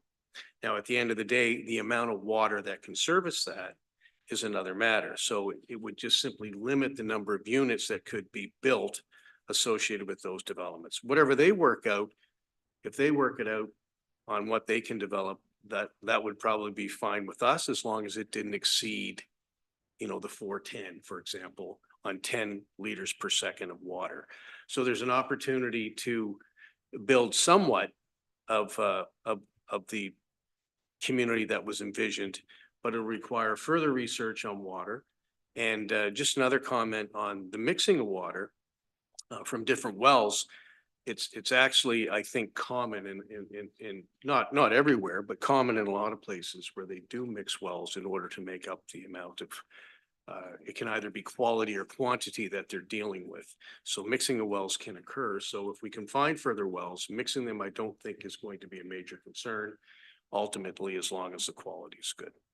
Right. So, all right. Well, thank you very much. I think we banged this around unless anybody else has any questions. Amy, did you want to say something? No? You're okay? I have nothing to add, Your Worship. I'm happy to speak to any questions you may have, but to reiterate, point one in the recommended resolution does reference Planning Act, section 5124. The province does outline matters of provincial interest in the Planning Act. Provision of adequate water and wastewater treatment is among those interests. So that's the reason for the reference there. So we've been dealing with here for years and years and years, that same issue in every part of our community of Clearview. Okay, I think we banged this around enough. Thank you, Jeff, for standing up there again and hanging out with us, and staff. Members of council, if you have nothing further, there's a motion in front of you with a mover and second. I'm prepared to call the motion. Those in favor? That carries unanimous. Thank you very much. All right, council, we're going to move back on our agenda. It's one of these flipping back and forth days. Public meetings is where we are. Item number 6. I don't think we have any tonight. And item number 7 is approval of the council meeting minutes. Recommendation be it resolved, the council of the Township of Clearview hereby approve the minutes of the April 29, 2024 council meeting as presented. And can I have a mover and seconder? That'd be MacArthur and Broderick. Thank you very much. And any questions? Yes? I wasn't here. You weren't here for that. That's right. You were not. You were on the sunny beaches. Good for you. Members of council, you've got a motion in front of you with a mover and seconder. I'm prepared to call the motion. All in favor? That carries. Thank you. Okay, moving on to item 8. Item 8, business arising from the minutes. Anybody got any business? I'd start to lose my voice. Nothing. Communications from the mayor. As I said right at the beginning of the meeting, council did meet in an in-camera session. So for 9.1, I have a report which includes 3 separate resolutions. So I will read the resolutions and I'll look for a mover and seconder on each one of these. All right, council. In regards to Evening Community Center construction update, recommendation be it resolved that council of the Township of Clearview hereby direct staff to act in accordance with the direction provided in closed session regarding the Evening Community Center construction update. Can I have a mover and seconder, please? Mr. MacArthur, Mr. Broderick, thank you very much. Any questions? Seeing none, all those in favor? That carries unanimous. Next one was a zoning bylaw appeal for 2397, the OLP update. Recommendation be it resolved that Council of the Township of Clearview hereby direct staff to act in accordance with the direction provided in closed session regarding zoning bylaw 2397, the OLT appeal update. Can I have a mover and seconder, please? Mr. Van Stavern, seconded by Mr. Beelan. And any questions? Seeing none, I'll call the motion. All in favor? That carries. And can I have, let's see, the last one, recommendation be it resolved that Council of the Township of Clearview hereby direct staff to act in accordance with the direction provided in closed session regarding the West Nottawasaga Church Cemetery transfer request. Mover and seconder, that'd be Deneen, seconded by Mr. Walker. Thank you. Any questions? Seeing none, I'll call a motion. All in favor? And that carries unanimously. Thank you very much, Madam Clerk, for preparing those from our closed session. So over on our agenda again for 9.2, the NVCA Board of Directors advocates to the province to maintain free testing for private wells. Mr. Deputy Mayor, maybe they're hearing about your last motion. Go ahead. Thank you, Your Worship. This is very similar to the motion I brought forward in front of council. I was second to the punch on this one. One of the other members did bring it forward, and it was unanimously carried as well. So the same intent is to maintain free water testing for rural water residents. Okay. Any questions? All right. Thank you. Other NVCA releases, we received two other media releases, one in regards to the permits, asking people to apply early to avoid delays. I could give you a long speech about that, but we'll leave that for right now. And then the other one is the NVCA April 2024 board meeting highlights. Any questions on those two items? All right. Seeing none. We also now have a resolution from the town of Smith Falls regarding basic income guarantee. Councillor Broderick brought this forward as a result of our procedure to receive motions from other municipalities, and he has presented it on the agenda. Mr. Broderick, I'll consider you the mover, and I'll read the recommendation. We'll see if there's a seconder. All right. Recommendation be it resolved that Council of the Township of Clearview hereby support the Town of Smith Falls Resolution 2024-04074 regarding basic income guarantee, and item 1, that a letter of support be drafted and sent to the Prime Minister, Justin Trudeau, Simcoe Gray MP Terry Dowdle, Premier Doug Ford, Simcoe Gray MPP Brian Saunderson, AMO, Aroma, and FCM. And Mr. Broderick is the mover. Is there a seconder? Looking for a seconder. Mr. MacArthur. Thank you very much, Mr. MacArthur. Mr. Broderick, would you like to speak to it? Thank you, Your Worship. To me, this is so tied to housing. We need movement in both areas, and it's something's got to give. So I'm very much in support of the town of Smith Falls resolution to that end.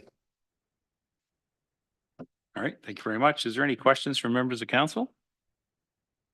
Yes, Mr. Broderick. Thank you. I'll just direct it to yourself, to Mr. Broderick. I don't know if everybody's aware that they tried the tests in Hamilton and a couple other rural communities, and the province has chosen to discontinue basic income guarantees. And I'll just ask you, Councillor Broderick, is there anything with this resolution from Smith Falls that is coming from their cancellation of the project? Or do you know much about the project, or you can tell us a bit about where it's going to? Mr. Broderick?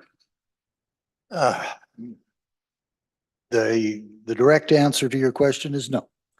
I recall a similar project in Saskatchewan some years ago that the data from it was very, very positive, and yet the project was canceled as well. I fear this is the same thing.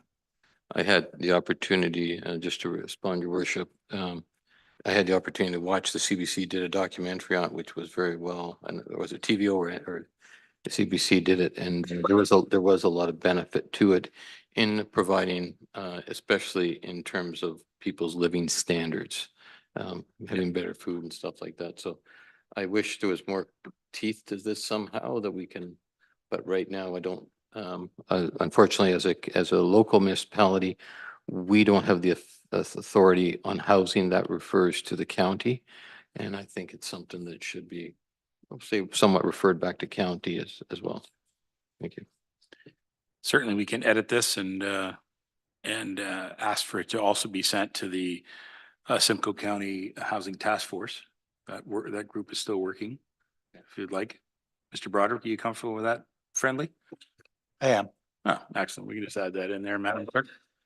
Any other members have any questions in regards to the resolution?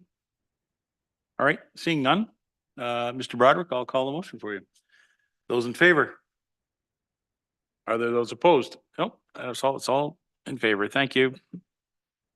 With that amendment, guess I should have made that official. Well done.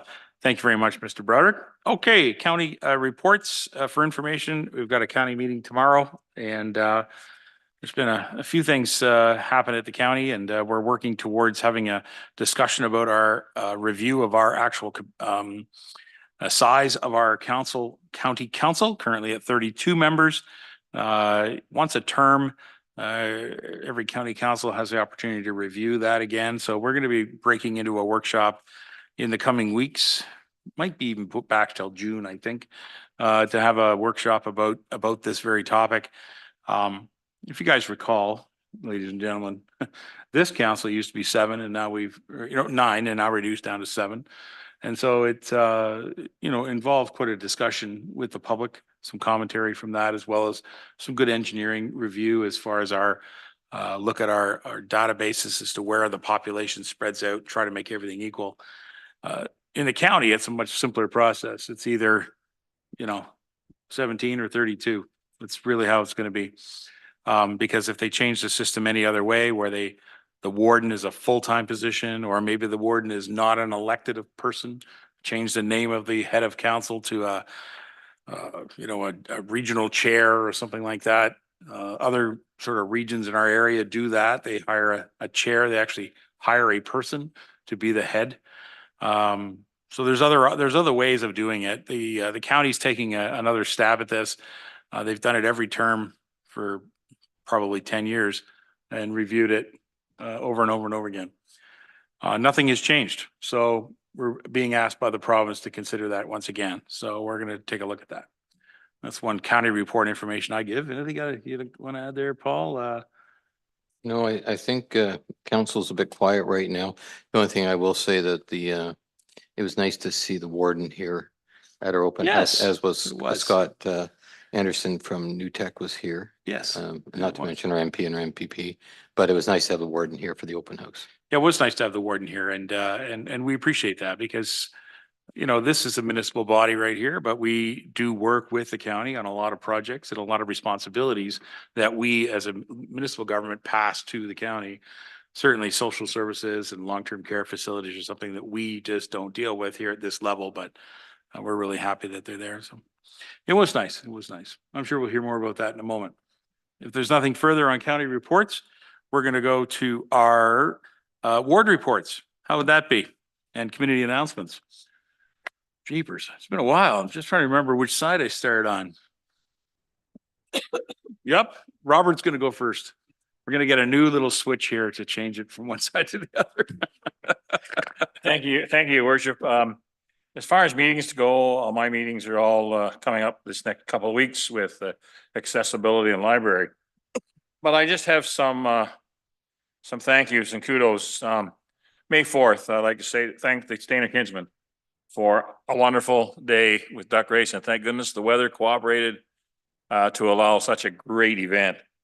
Also, we had coffee with council and in the newly chambers here, and it was great to see so many people come in and enjoy the coffee and sit and chat, and it was a great event as well.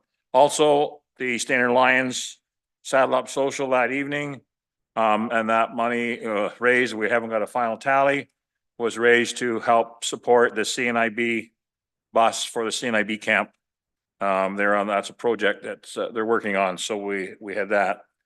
On May 7th, we had the tour of the Gillette Stainer Care Center.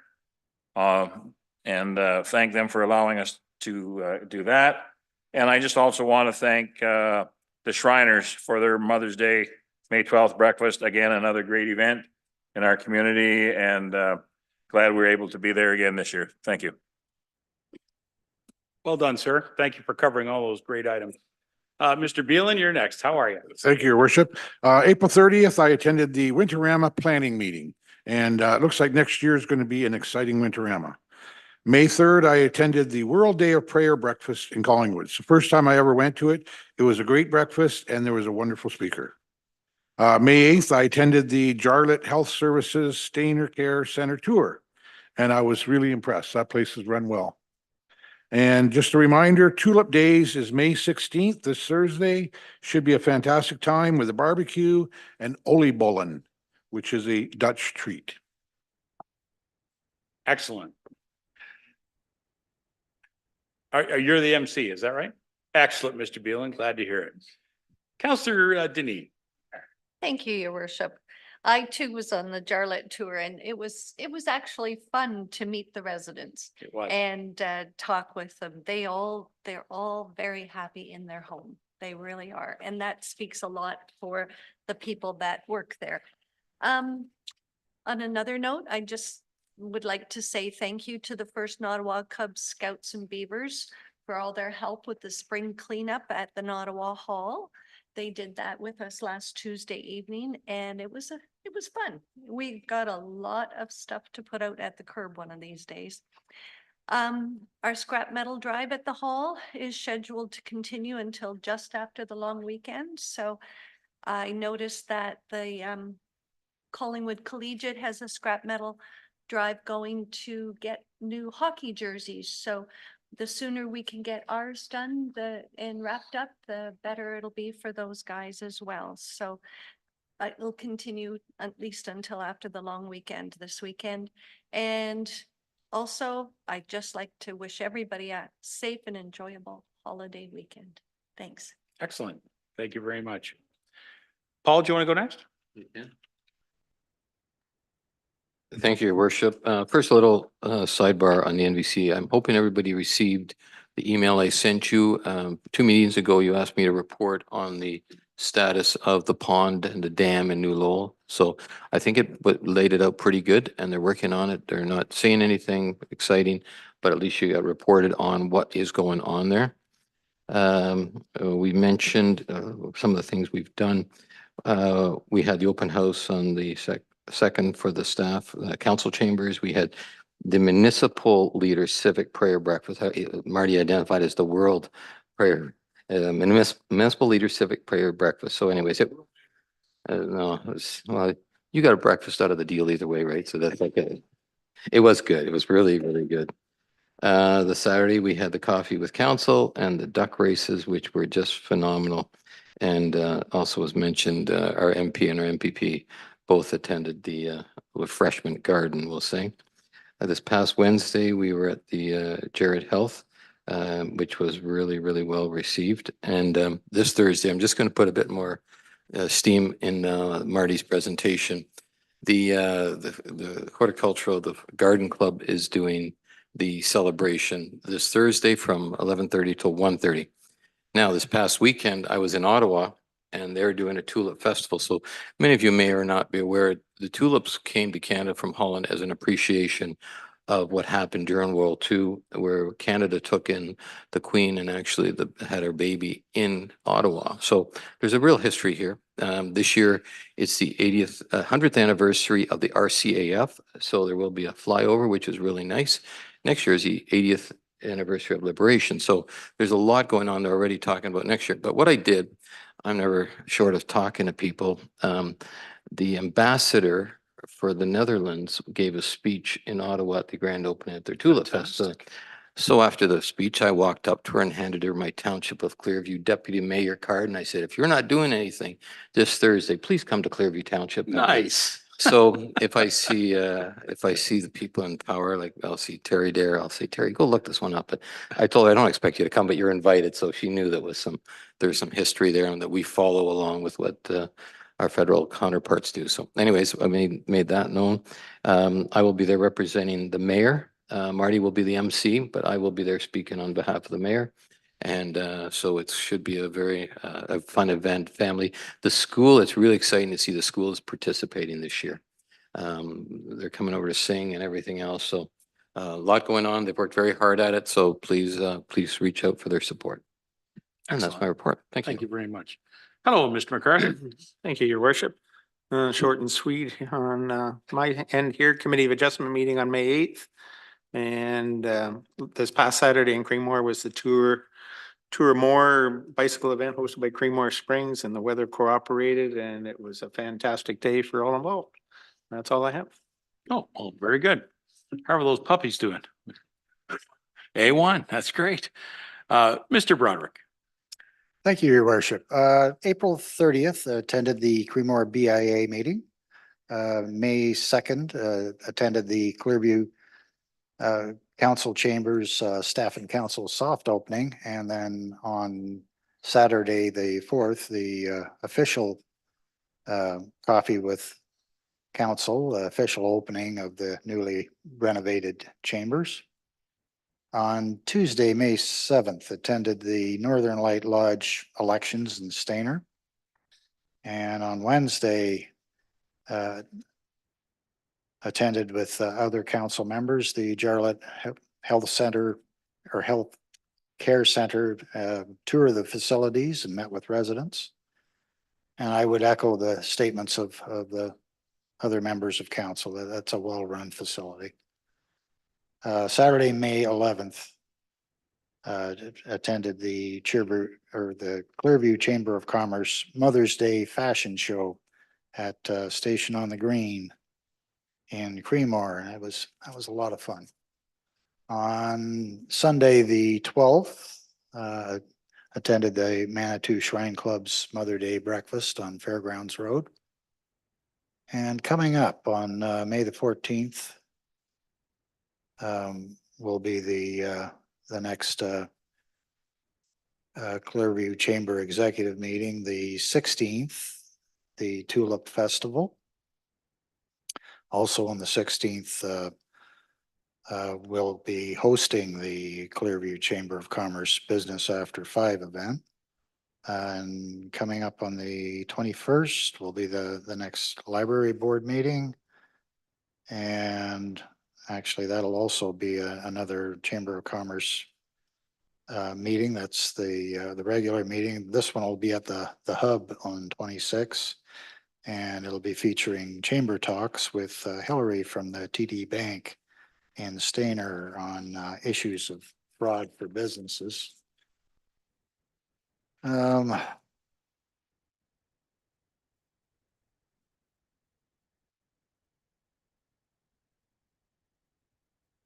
I guess that's it. All right, you've been very busy. Thank you very much. Thank you all, members of council who attended all these events across our community. It's always wonderful to get out and do those things. I want to bring to your attention a couple of things that I did recently that I don't think any of you folks were there. I was asked by Hospice Georgian Triangle to help them with a quilt draw that was happening right here in Stainer at the Stainer Foot Clinic. They had a couple of beautiful quilts that were prepared by some amazing quilters in our community. Both quilts were made right here locally. Our own Suzette Sampson actually participated in some of the quilting on that, so I just want to throw that out there. It was a real pleasure to join them and hear about the fundraising that they were doing for Hospice Georgian Triangle, which is, as you all know, a very wonderful facility in our community here that serves our community. So really happy to help them do that. While I was there, they asked me to promote the Hike and Bike event, which is coming up on May the 26th. So Hike and Bike is coming back as a major fundraiser for Hospice Georgian Triangle. So if you're out and about looking to help out the hospice folks, they always need sponsors. You can look it up on their website.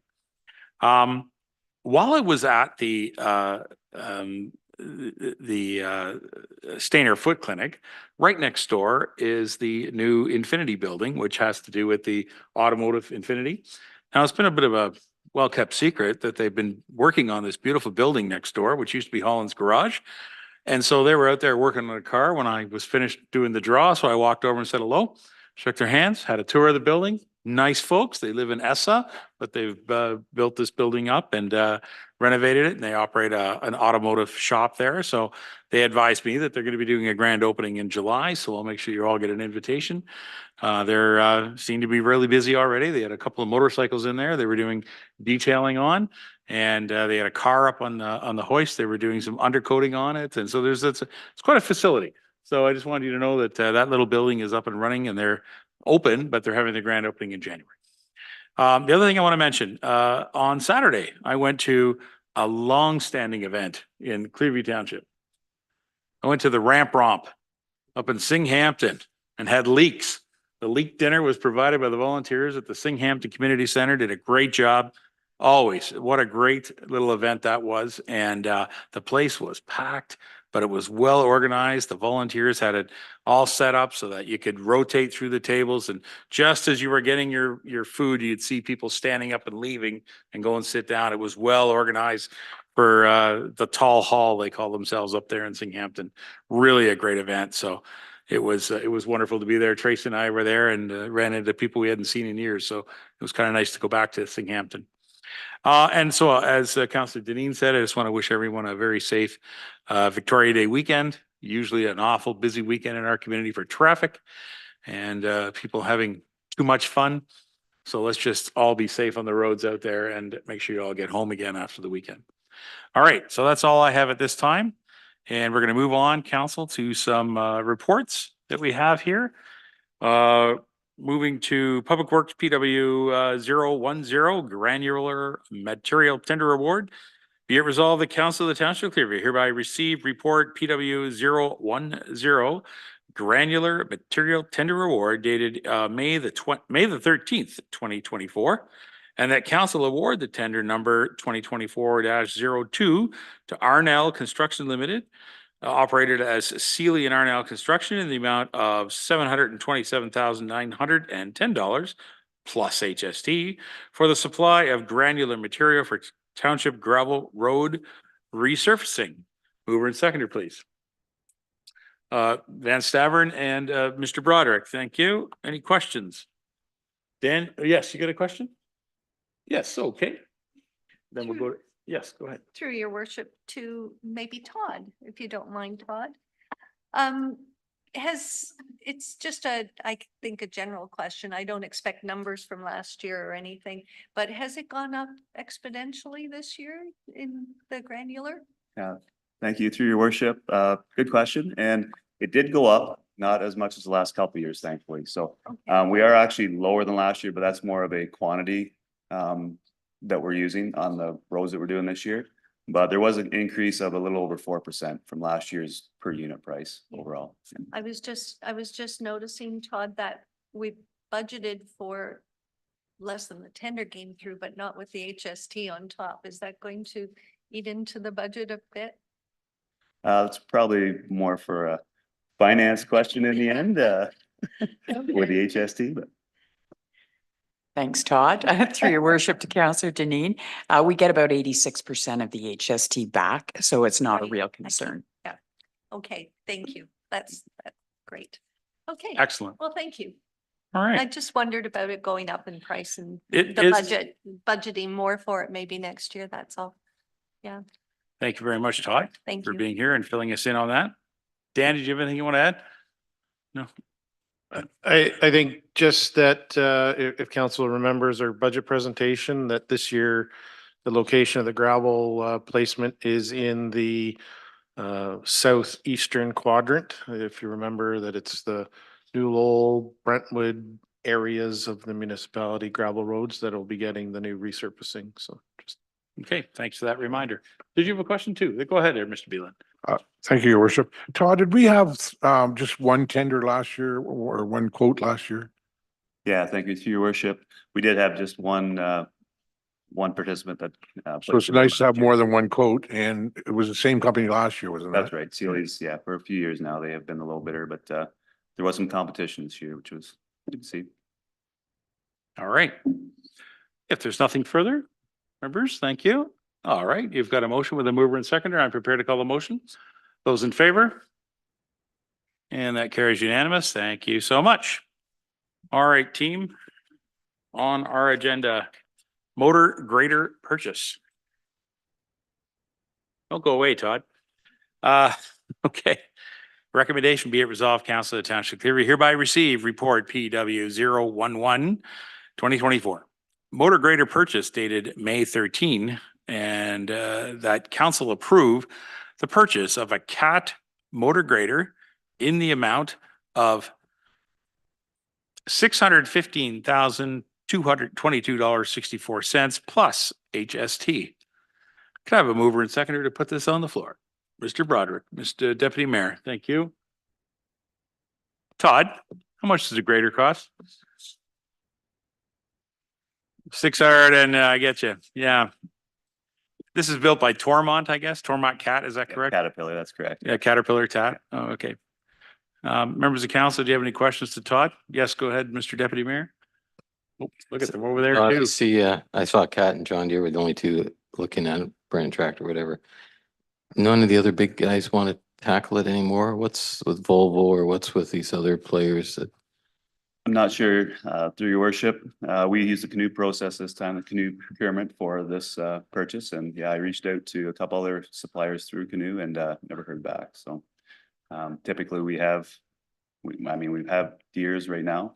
We've used Volvo Champion in the past, but yeah, I never did hear back from them, so. Okay. All right. I saw Mr. Walker next and then Mr. Beelan. Yes, thank you, Your Worship. Todd, John Deere's we've had in the past, Cat, a lot of differences, or are they pretty similar in operation, equipment, levers, et cetera? Yes. For staff.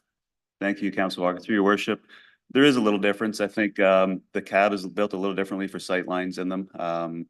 We went to visits to a couple different cats with other townships, and our operators were happy with the cabs and the cats. The controls are a little different in the cats, so that's going to take some getting used to by our operator. That specifically will have probably this one that he'll train on, but he's comfortable with learning and seeing how it operates. It's more of a joystick controls as opposed to the wheels. But once again, it's kind of the way that things are going and have gone for CAT. And I believe it was a number of years ago now, they were going to go this route, and it was more of a comfortability thing that at that time, the CAT, they didn't feel comfortable with operating, the operators didn't. So we steered away from it at that time, but now, once again, we had a lot of discussion with the operators, and they're willing to give this one a try and see how it goes. All right. Thank you very much. Mr. Beelan next. Thank you, Your Worship. You said the cost was 615,000, and then there's that little plus HST. So when you add that in, it's like 800,000, and we get most of it back. But even without getting most of it back, I'm not sure, is that all of it back or? Kelly? Through your worship to Councillor Beelan, no, we don't receive all of it back in this instance. So it's this all is 90%, 99? We're looking at 50%? about, I want to say about 86-87% of the HST we get back. Okay, so we still have to spend some money on top of that, and we've only budgeted 550,000. So where's the other money come from? Well, that was going to be my last question, but I'm glad you brought it forward. Kelly? Through your worship to Councillor Beelan, these purchases for the large trucks, they come from our equipment replacement reserve. So when it's over, it's not a huge issue. It's just, let's get it under next year. So how much is in that reserve? And do we need to start budgeting more for this? Through your worship to Councillor Beelan, I unfortunately don't know that number off the top of my You know head, everything. and my laptop just died on me, so I can't pull it up. Okay. So there's sufficient money in that reserve? There is. All right. Yes, Mr. MacArthur. What's the delivery date on these machines? We're hoping to have this grader before the winter season starts, so the operator can get into it in the fall and get some experience on it before the first snow flies, and he has to try to figure out joystick controls. Yeah. Okay. Anybody else? All right. Can I just ask something I think I probably should know, but do we have a forecast on other purchases that we'll be looking at next year for this type of category of vehicle? I mean, I'm talking about pre-budget discussion here, but are you forecasting other expensive vehicles like this? And will we be addressing this in our budget time? I'll look to Dan, maybe. Thank you, worship. Todd, a few years ago, had done a great job in putting a spreadsheet together that we're continuing to budget from. I'm sure that the list far outspends the amount that we put in the budget. But that's for us to manage as we move forward. It is based on the list that Todd put together is a lifespan of, I'm not sure exactly, it was like 50 years or something like that, on a continual rotating basis of our plow vehicles, of our graders, of our other heavy equipment and light duty equipment as well, like our trailers and such. So we do have that listing. I don't have it right now with me, but we do have a list that we budget from every year, and as those come up for renewal, we put those into the budget. Like I said, like Treasurer McDonald said, is that we do have equipment replacement reserve, and certainly something that I've been concerned about for the last few years on how we are obtaining the budget for those purchases in the future.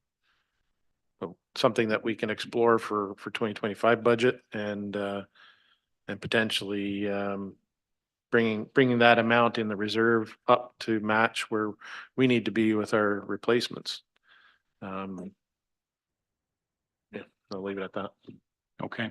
Yes, go ahead, Todd. If I could add one more thing, that, and I apologize for not putting the report to your worship here, but there is another thing to consider here, is that we will be able to sell our old grader and recoup some costs back. So, and I apologize, the number is in one of the quotes there of what they were going to offer back to us on that as a resale. Once again, we'll probably go through a gov deals process and recoup a fair substantial amount of money, because it's a big item. The machine is still running. There will be uses for it and people that will want it. So that'll bring our number down probably well below what we actually budgeted for, as well as long as Kelly lets us use that towards the purchase. Or does that money go into that reserve that you're talking about? Through your worship to Councillor Beelan, yes, that's correct. Any money that we have selling these vehicles goes back into the reserve. Okay, more questions? Go ahead. Thank you, Your Worship. Is there some way of determining what kind of shape this grader's in? Because I bought vehicles that last 5 years, some last 10. Do we have any expertise to say, yeah, we need to replace this, or this is good for another couple of years? Because I know they're only going to go up in price, but if it's not worn out, it sort of reminds me going to a sale on base board and they were selling obsolete equipment, shovels for $1. They were never used, but they were 25 years old. They were getting new ones. So is there a way to determine, yeah, we need to, or no, we don't? Yeah, through your worship, one thing that I've looked at is maintenance costs. So when we first took over and Dan got here and myself got here, it was 2020 was one of the years, the second year maybe. But we had a grader that was in life for 10 years. We were all of a sudden putting $40,000-$50,000 into that grader because we had to do engine work. Come to the point where we couldn't even fix anymore because it was due for replacement in the 11th year. But then we were putting $100,000-$200,000 into this thing. So we looked at that, and one thing we did with our life cycle in is we cut back a bit on some of the equipment, the larger equipment, because we looked at costs and what we were putting into it after year 5, 6, 7, 8, 9, 10. And there's at the point, that's what I've looked at anyway so far, is at what point does it make sense to get out of it for a grader. So you've got all the maintenance costs for this grader over the years. Yeah. And you could have submitted it with this report. Could have. Okay. Yeah. Hint. Okay. Thanks. Thank you very much, Councillor Beelan. If there's nothing further, members of the council, I just wanted to wrap up on my point I was trying to make, and that is that as we move to thinking about our future budgets, I also want to reflect upon the fact that our community is in fact changing. And, you know, our roads are changing as a result of some climate change. And so we also have new roads in our township, which are mostly in the urban sector. We have urban roads. And so I think we need to reflect upon our our vehicle fleet and make sure that we have the correct vehicles to do the township as it is.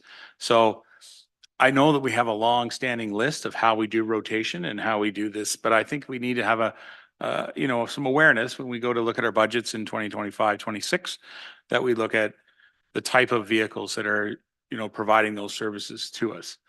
These big tandem dump trucks, which are plow trucks, are amazing vehicles. When they're going down the 3-4 side road or going down the center line road, 100%. But those enormous blades and the length of that vehicle is not something you drive on Portage Road, So we need to consider making sure we have the right vehicles to do the right job and have a better look at our urban municipality that we're creating here all of a sudden. So I just put that out there for counselor or for members of staff to consider. And I look forward to our discussions when we have 2025 budgets coming up. Council, you've got a motion in front of you and it's got a mover and seconder. I'm prepared to call the motion. All those in favor? And that carries unanimous. Thank you very much. Thanks, Todd. Thank you, gentlemen. Okay, one more in this category of Public Works, 012.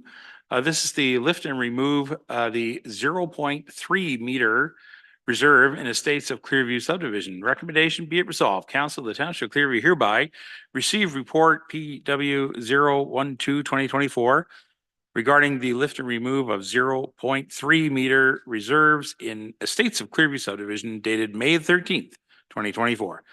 Item 1, that council approve lifting and removing the 0.3 meter wide reserves along the south side of Junction Road and along the west side of Grand Trunk Road, being part 1 of Block 134, Parts 2 and 3 of Block 135, Plan 51R4453, subject to the developer paying all legal costs to prepare and register the necessary documentation at the Land Titles Office. And item 2, that a bylaw be presented at the May 13.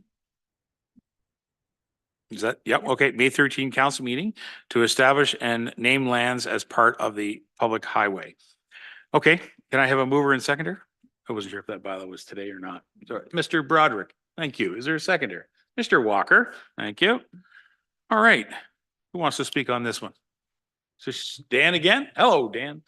Thank you, Your Worship. And I will pass the podium to Miss Patty Kennedy, Manager of Engineering. Great. I believe this might be her first council meeting and well, there's a lot of firsts happening here tonight. It is. So Miss Kennedy, thank you so much for joining us here in the chambers. I know you've been here several months. Nice to have you here and nice to have you do a presentation. Thanks. So this is lift and remove the 1 foot reserve 0.3 meter along the entrances to the commercial site within the estates of Clearview, known as Sobeys. Sobeys has a site plan that has been approved, but they have some conditions to meet. And this is just the legal process for them to legally enter into their site.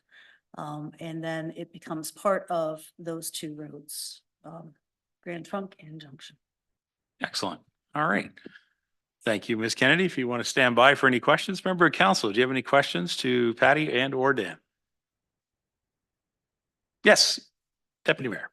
Thank you, Your Worship. Patty, with in regards to the delegation we had this afternoon or this evening about the streets behind them, by giving them this 0.3 meters, will that allow them to open those streets up faster to get to the back behind their properties? Or can you talk to that a bit, please? Thank you, through your worship. So as part of the Sobey site plan, they are required, they already have the Junction Road is constructed, that entrance, but the entrances onto Grand Trunk are not constructed yet because Grand Trunk is not, correct?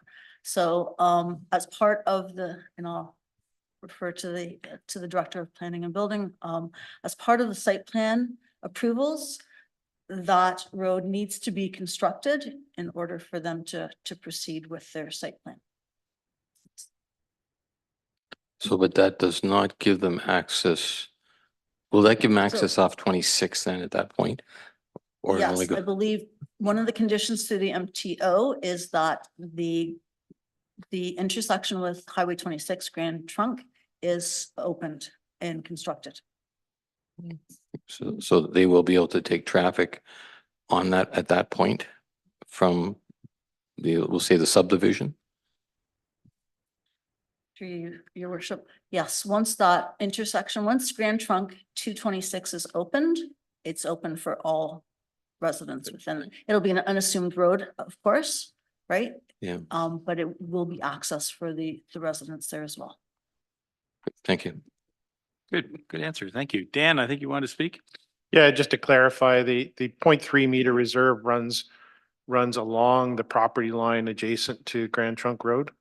So it legally restricts access from Grand Trunk onto the private site.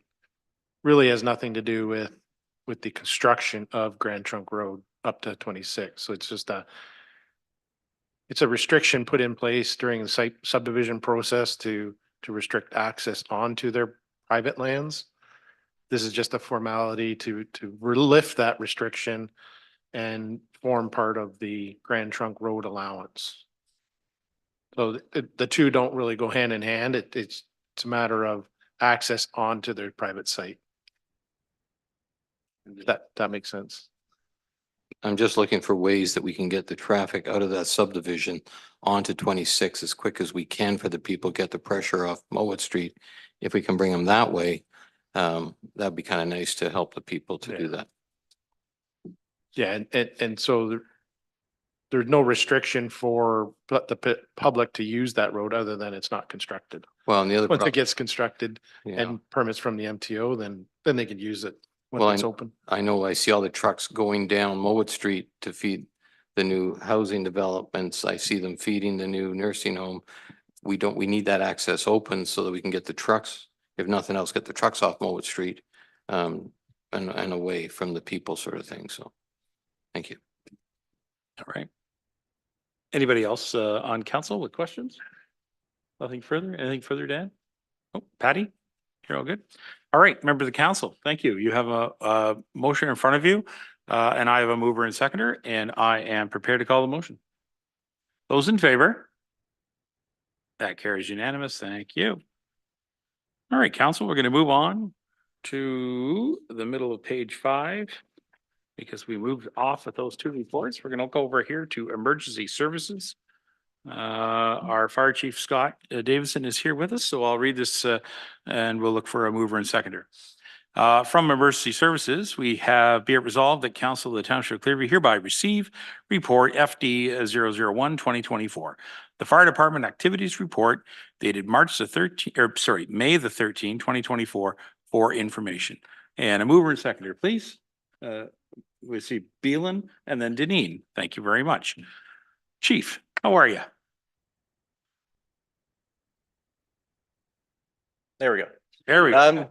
Good, your worship. Nice. This report is just, as it states, for information. It's something that will be brought to council every few months just to keep you informed of the more notable events with the fire department. I'm here for any questions. Oh, excellent. Thank you very much for your report. Members of council, do you have any questions to the chief? Go ahead, Deputy Mayor. And I Chief, thank you. I saw your report. As this isn't related to the report, I saw some good work and results.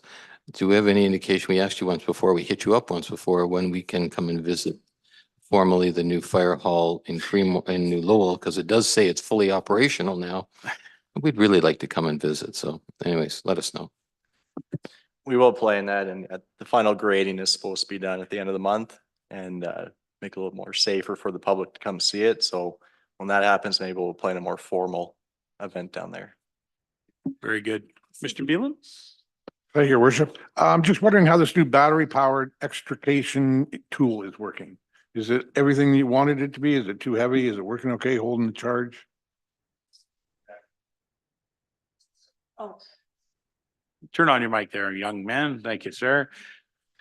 There we go. There we are. It's exactly what we need, and we've used it several times the last few months, and it's been night and day compared to what they replaced. Excellent. All right, council, if there's nothing further. Oh, yes, Mr. MacArthur. Yeah, through your worship, chief, I just wonder, how is the 299 calls compared to the same period last year? Through your worship, so that's about right on par for the last 2 years, but we are getting into the busier quarter here, so yeah. All right, Thank you very much. I know, I'll just comment that I know today that our fire crews were working at a mutual aid service to, I guess, the county of Simcoe properties in the town of Collingwood. So thank you very much for that. And I'm glad to see the cooperation between fire departments continues here across Simcoe County. Good job. All right, members of council, you have a motion in front of you and there's nothing further. I'm prepared to call the motion. All those in favor? That carries unanimous. Thank you, Chief. Okay, we're going to move over to Parks, Recreation and Culture. This is a lengthy motion. And as I've pointed out to the clerk a couple times, when we have motions like this that have options, I ask that council rise as a workshop session so that we can determine option that we would select to then complete the motion. And then we will return to regular council and we will then read the motion in full. So, Madam Clerk, you're comfortable with that? Thank you. We're going to be a workshop session here now. So what I'm looking for here now, folks, is the counselors, is that we have option 1, option 2, option 3, and you have it here in front of you. So you can advise through your comments which one you would like to nominate. You don't need a seconder unless we have more than 1 or 2 nominations, then we'll have an actual, arm wrestling match to determine which one is the one's going to be the correct one. It's open. Yes, Mr. Broderick. I would like to nominate option 3. Okay. Thank you. Anybody else would like to make any nominations? Yes.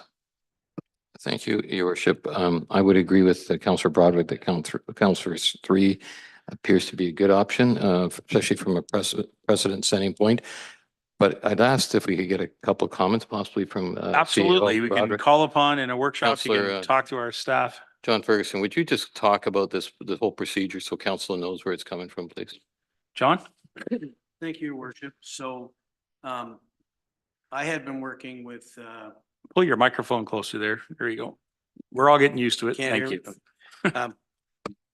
Thank you, Your Worship. I was working with members of the Siskins, went to one of their meetings and talked about certain things that they could work on.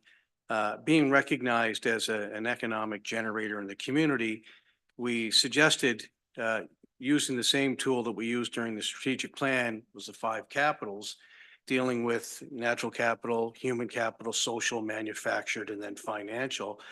The 2 big ones that the Siskins really have an impact on are human and social capital, making sure that we have people that are interested in the community, that are supporting the sports that we have, not just hockey, but all sports. Those connections are interlinked, and to maintain them and to nurture them so that they grow is important for the community, because we've seen what hosting events can do and all the different festivals that we put on and what it means to the community. So we agreed that we'd work on a $10,000 economic grant for the Siskins.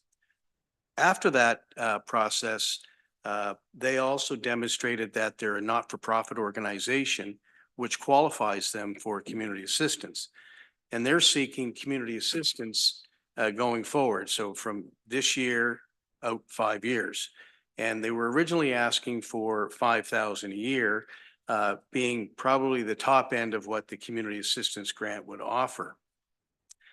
I suggested that with the $10,000 from the economic grant process, that we combine that effort with the community assistance grant, where we reduce that ask from $5,000 to $3,000 and give them $3,000 a year over the next 5 years, as opposed to $5,000 a year over the next 5 years.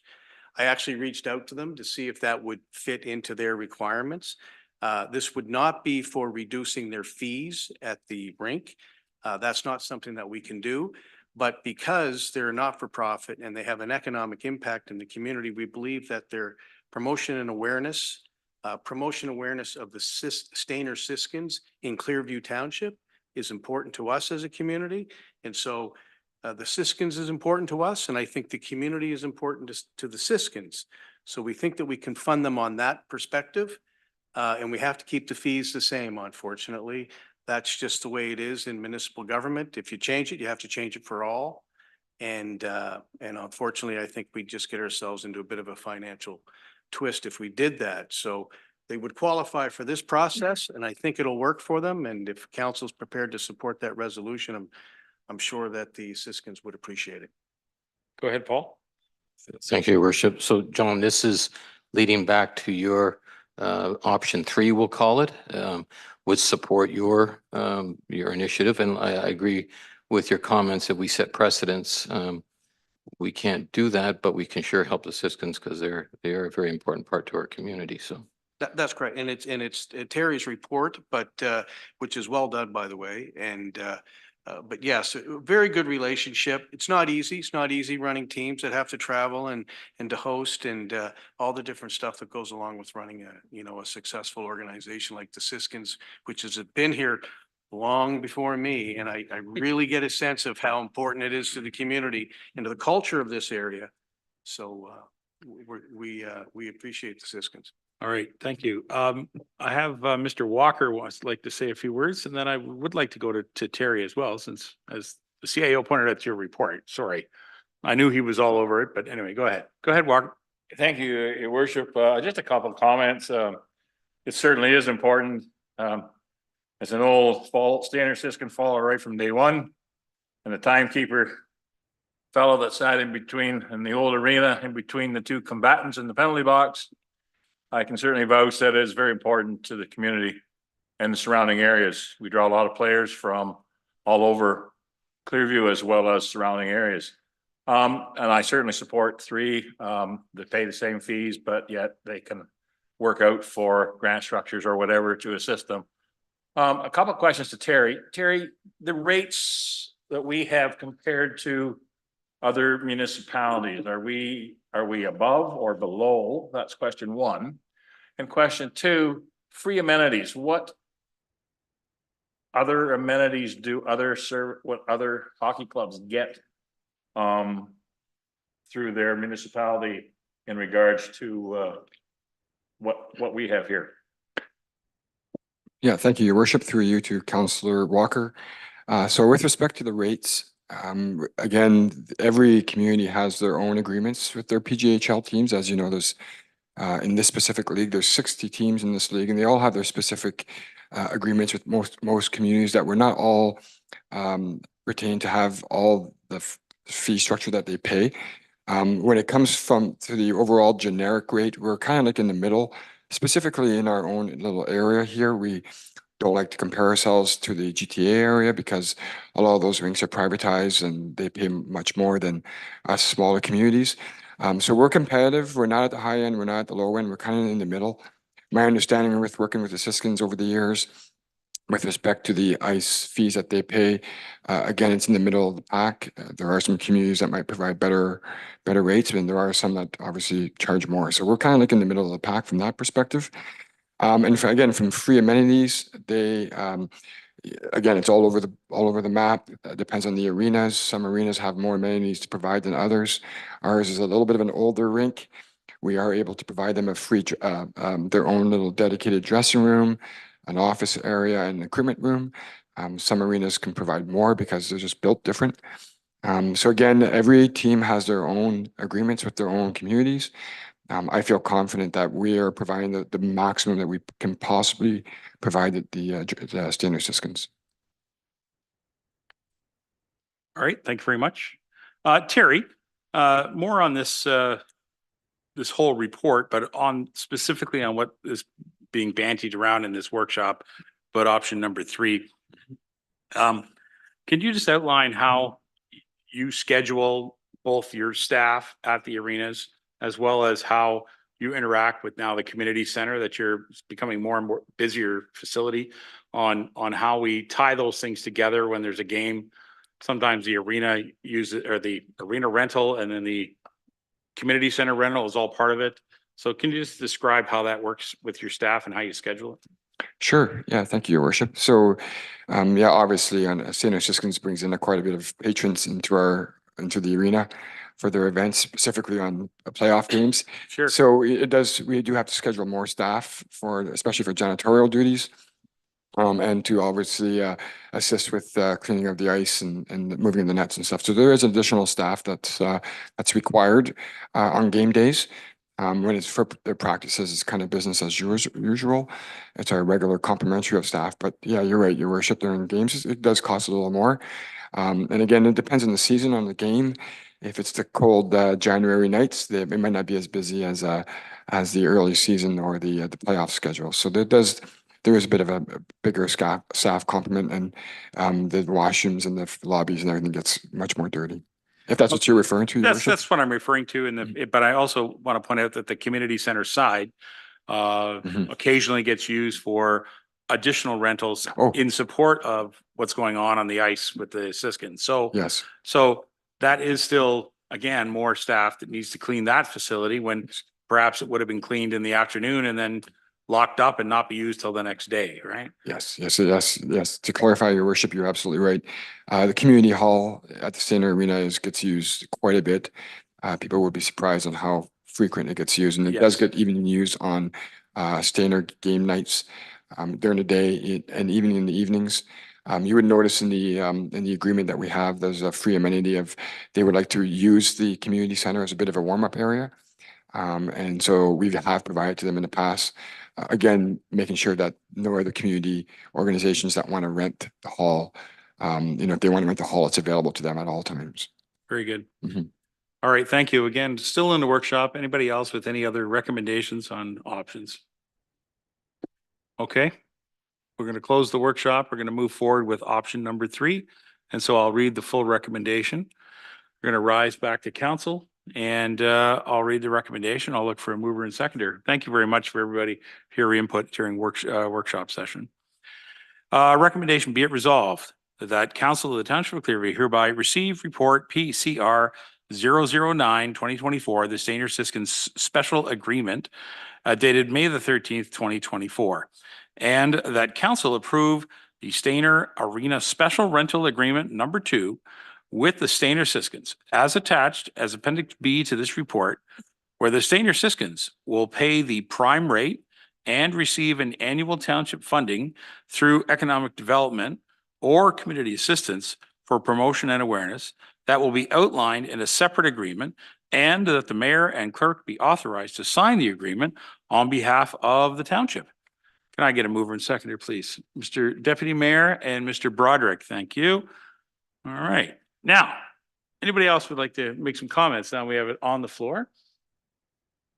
John, you're comfortable? Yep, thank you. And Terry?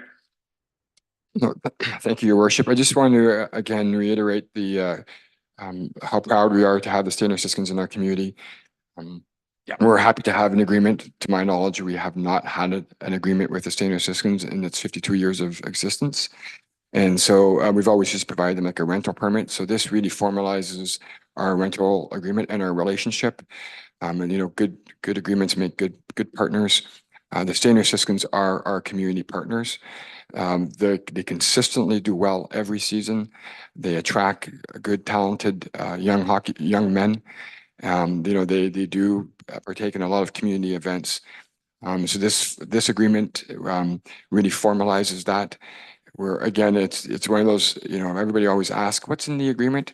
And we never really had one. So this is really good. I commend the Stainer Siskins and their board and Mr. Tom Horner, who's here this evening, on the commitment that he's provided and wanting to get an agreement done. With us, once we start talking and putting stuff on paper, it really worked out well. So again, this is a 5-year deal with the option to renew for another 5, which is fantastic. It really helps them and their league to continue to justify the relationship that we have with them. So again, I'm very proud of this agreement. I'm really proud of the fact that we have it on paper how we help them and then what we get in return. So and the last point, I guess, Your Worship, that I want to make is that, and you said it in the motion there, which is this is the agreement to operate the facility with the Siskins.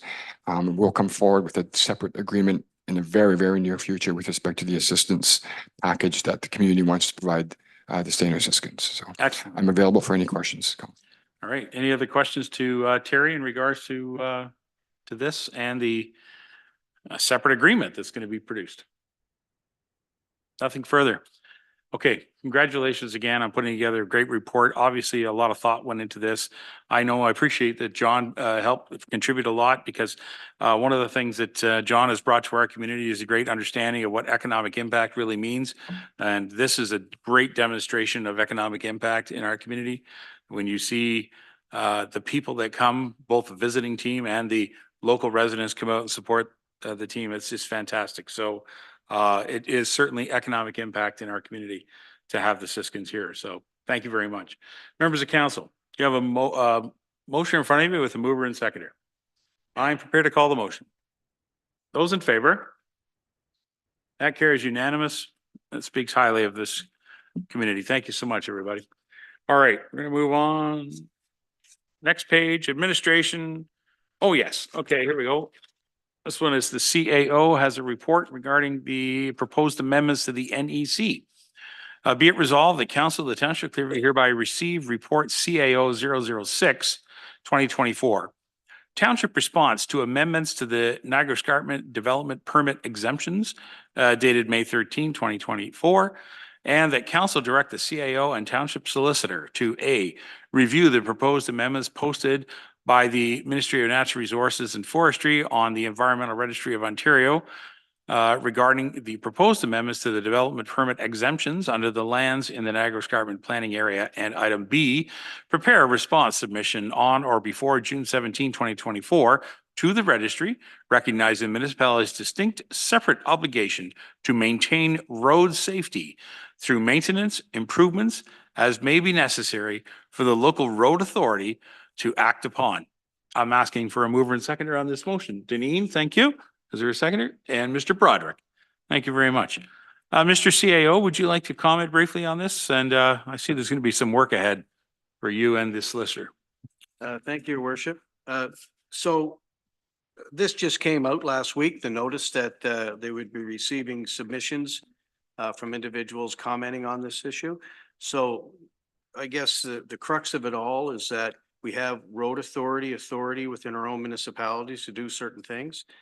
And in some instances, many of our roads cross the Niagara Escarpment, as you know, and they have development authority permitting, and sometimes the two would maybe conflict with each other. So this is an opportunity to clarify exactly where the road authority, what the road authority can do, and the limitations likely on road authorities, but also what their authority is.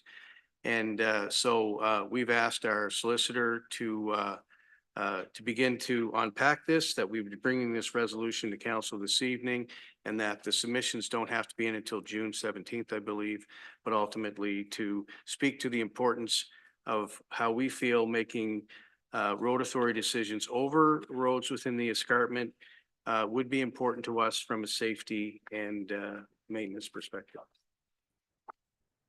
All right, thank you very much, Mr. CAO. Any questions from council to the CAO? No. Okay, well, I look forward to that, and I hope that we'll be able to communicate and work on this very important submission. Excellent. All right, members of council, we've got a mover and seconder, and I'm prepared to call the motion. All those in favor? And that carries unanimous. Thank you, guys. All right, here we go. We've got legislative, thank you, Mr. Ferguson. Okay, legislative services. This is the revised proclamation and flag raising and lowering policy. Thank you. Be it resolved that Council of the Township of Clearview hereby receive report LS 017 2024, a revised proclamation flag raising and flag lowering policy dated May 13, 2024. Item 1, the council approve the proclamation flag raising and flag lowering policy as attached to Appendix B of this report. A mover and seconder, please. Mr. Deputy Mayor and Mr. Walker. I got to start looking both sides of the table, gentlemen. Thank you. All right. Madam Clerk, thank you so much for taking the recommendations of council and reviewing our wishes and putting together a new plan. Tell us all about it. Thank you, Worship. I actually can't take credit for this report. This is our deputy It's our clerk. deputy clerk, of course. I always do that. I'm sorry. Krista, yay. Thank you, Your Worship. So as you know, council requested that a few amendments be made to this policy, so it's brought back to you tonight. And it includes some information on flag lowering and flag etiquette. And it's put the mayor's office back on for the first point of contact. And I'm happy to answer any questions. Thank you. Members of council, do you have any questions to the deputy clerk? Yes, yes, no? Go ahead, No, Paul. I'm just happy because I was one who asked for the amendment to be made in regards to the flag lowering. I was impressed to even put the distances and everything else. So I do read the report, so Good. I'm very pleased the way it turned out. So thank you. Thank you. Members of council, anything further? All right. I would like to just ask the CAO in regards to the flag lowering. To be frank, Mr. Ferguson is very reactive to requests for flag lowering. He contacts staff right away if there's a concern or an issue brought forward in regards to lowering of a flag to recognize somebody. So John, would you just comment on that, on how you would react obviously quite quickly and how the staff would react to that, knowing that it's a respectful thing that needs to be done for the community? Thank you, Your Worship. So there's certain things that we would automatically lower the flag for, whether it would be for the crown or some other purpose. Sure. But locally, you may have someone that has deceased, a major person in the community or provincially or nationally, and that we would lower the flags in that sense. If we get a call from your office, Your Worship, on those matters, we'll try to communicate it to the departments to get the flags lowered as soon as possible. Thank you very much. Well done. All right, members of council, you got nothing further on this? Anything else? All right. Council, you have a motion. Mover and seconder, and I'm prepared to call the motion. All those in favor? That also carries unanimous. Thank you, Deputy. All right, moving on. Updated council professional development and discretionary expenses report. Recommendation, be it resolved. Council of the Township of Clearview hereby receive report LS 018-2024, updated council professional development discretionary expenses policy dated May the 13th, 2024. Item 1, council approve the updated council professional development and discretionary expense policy as attached as Appendix B to this report. And item 2, that the policy come into effect upon approval, replacing the previous council conference, convention, and seminar attendance expense policy. Can I have a mover and seconder? Mr. Broderick, can I have a seconder over here? Mr. Beelan, thank you very much. This one definitely is clerk and also through the treasury. Yes, Madam Clerk, go ahead. Thank you, Worship. So on April 29th, this report was referred back to staff to make a couple amendments. The first one is that air travel be approved by the CAO and not council, and that intra-province air travel is permitted if it doesn't exceed the cost for mileage. And then there's also the caveat there regarding regular updates to council on the budget. Original motions stated the assistant to the mayor through the CAO and direction to provide regular updates.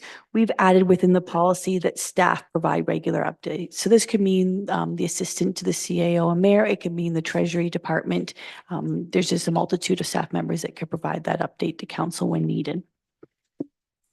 Okie dokie. Members of council, do you have any questions to our staff and or treasury too, because you're involved?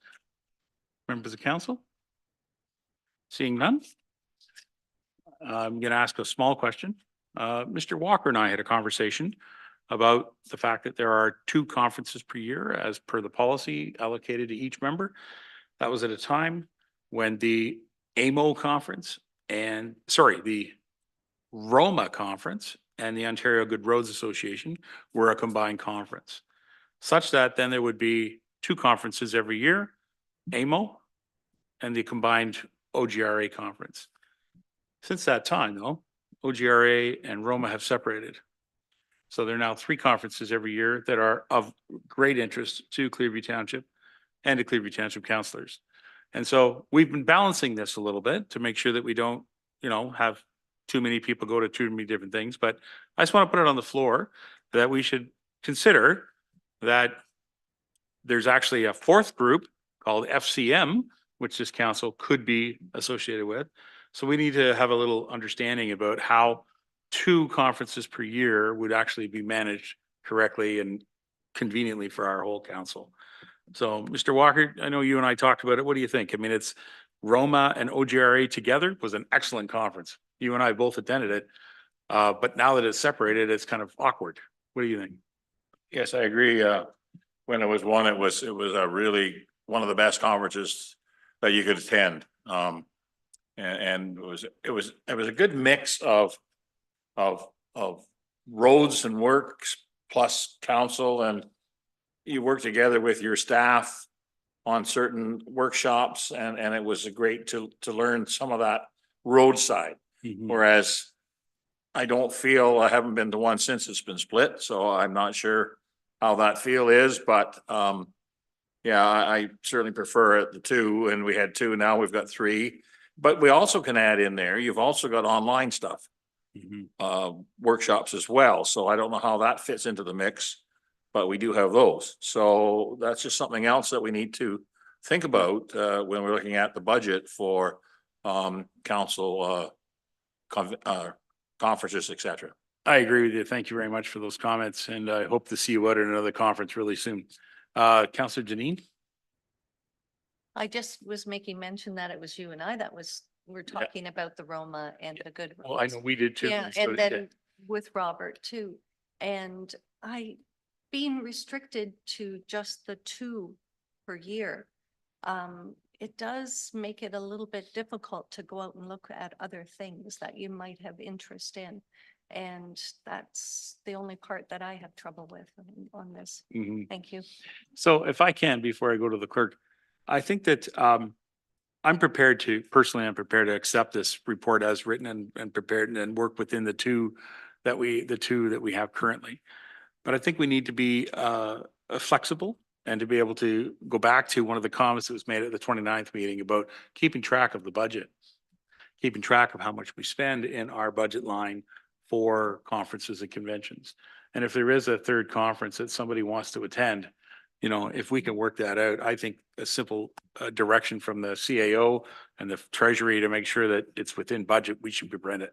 That's my thought on it. But Madam Clerk. Thank you, Worship. At the top of page 6, there's 3 different paragraphs there. The last one there before eligible expenses, I can add in the brackets there conferences because it does permit members of council to attend 2 additional professional development opportunities. Right now, conferences aren't listed within those brackets, but I can do so to recognize that Ogre and Roma are currently separated, but I do know that there's support resolutions going around right now to combine them again. Okay. That's great news. If they're going to combine them, then we don't have to worry about that. Okay. Would council be comfortable then in just working this out as a, you know, if the issue comes up, we can discuss it at another time? Does that sound reasonable? Council? Yes, go ahead, Paul. Yes, I think we should receive that report as presented. I'm for one, I think two conferences a year is a lot of money for this community support. Certainly it is. Yeah. And I think if a third one is justified, I think it would be at the discretion of the CAO to approve it, but we can discuss it later. It shouldn't be a discussion of our council sort of thing. There must be a professional reason for it. Yeah. So I would suggest we approve this policy as presented. Yeah, thank you. Just to follow up on Councillor Walker's point about some of the online registrations that you can take.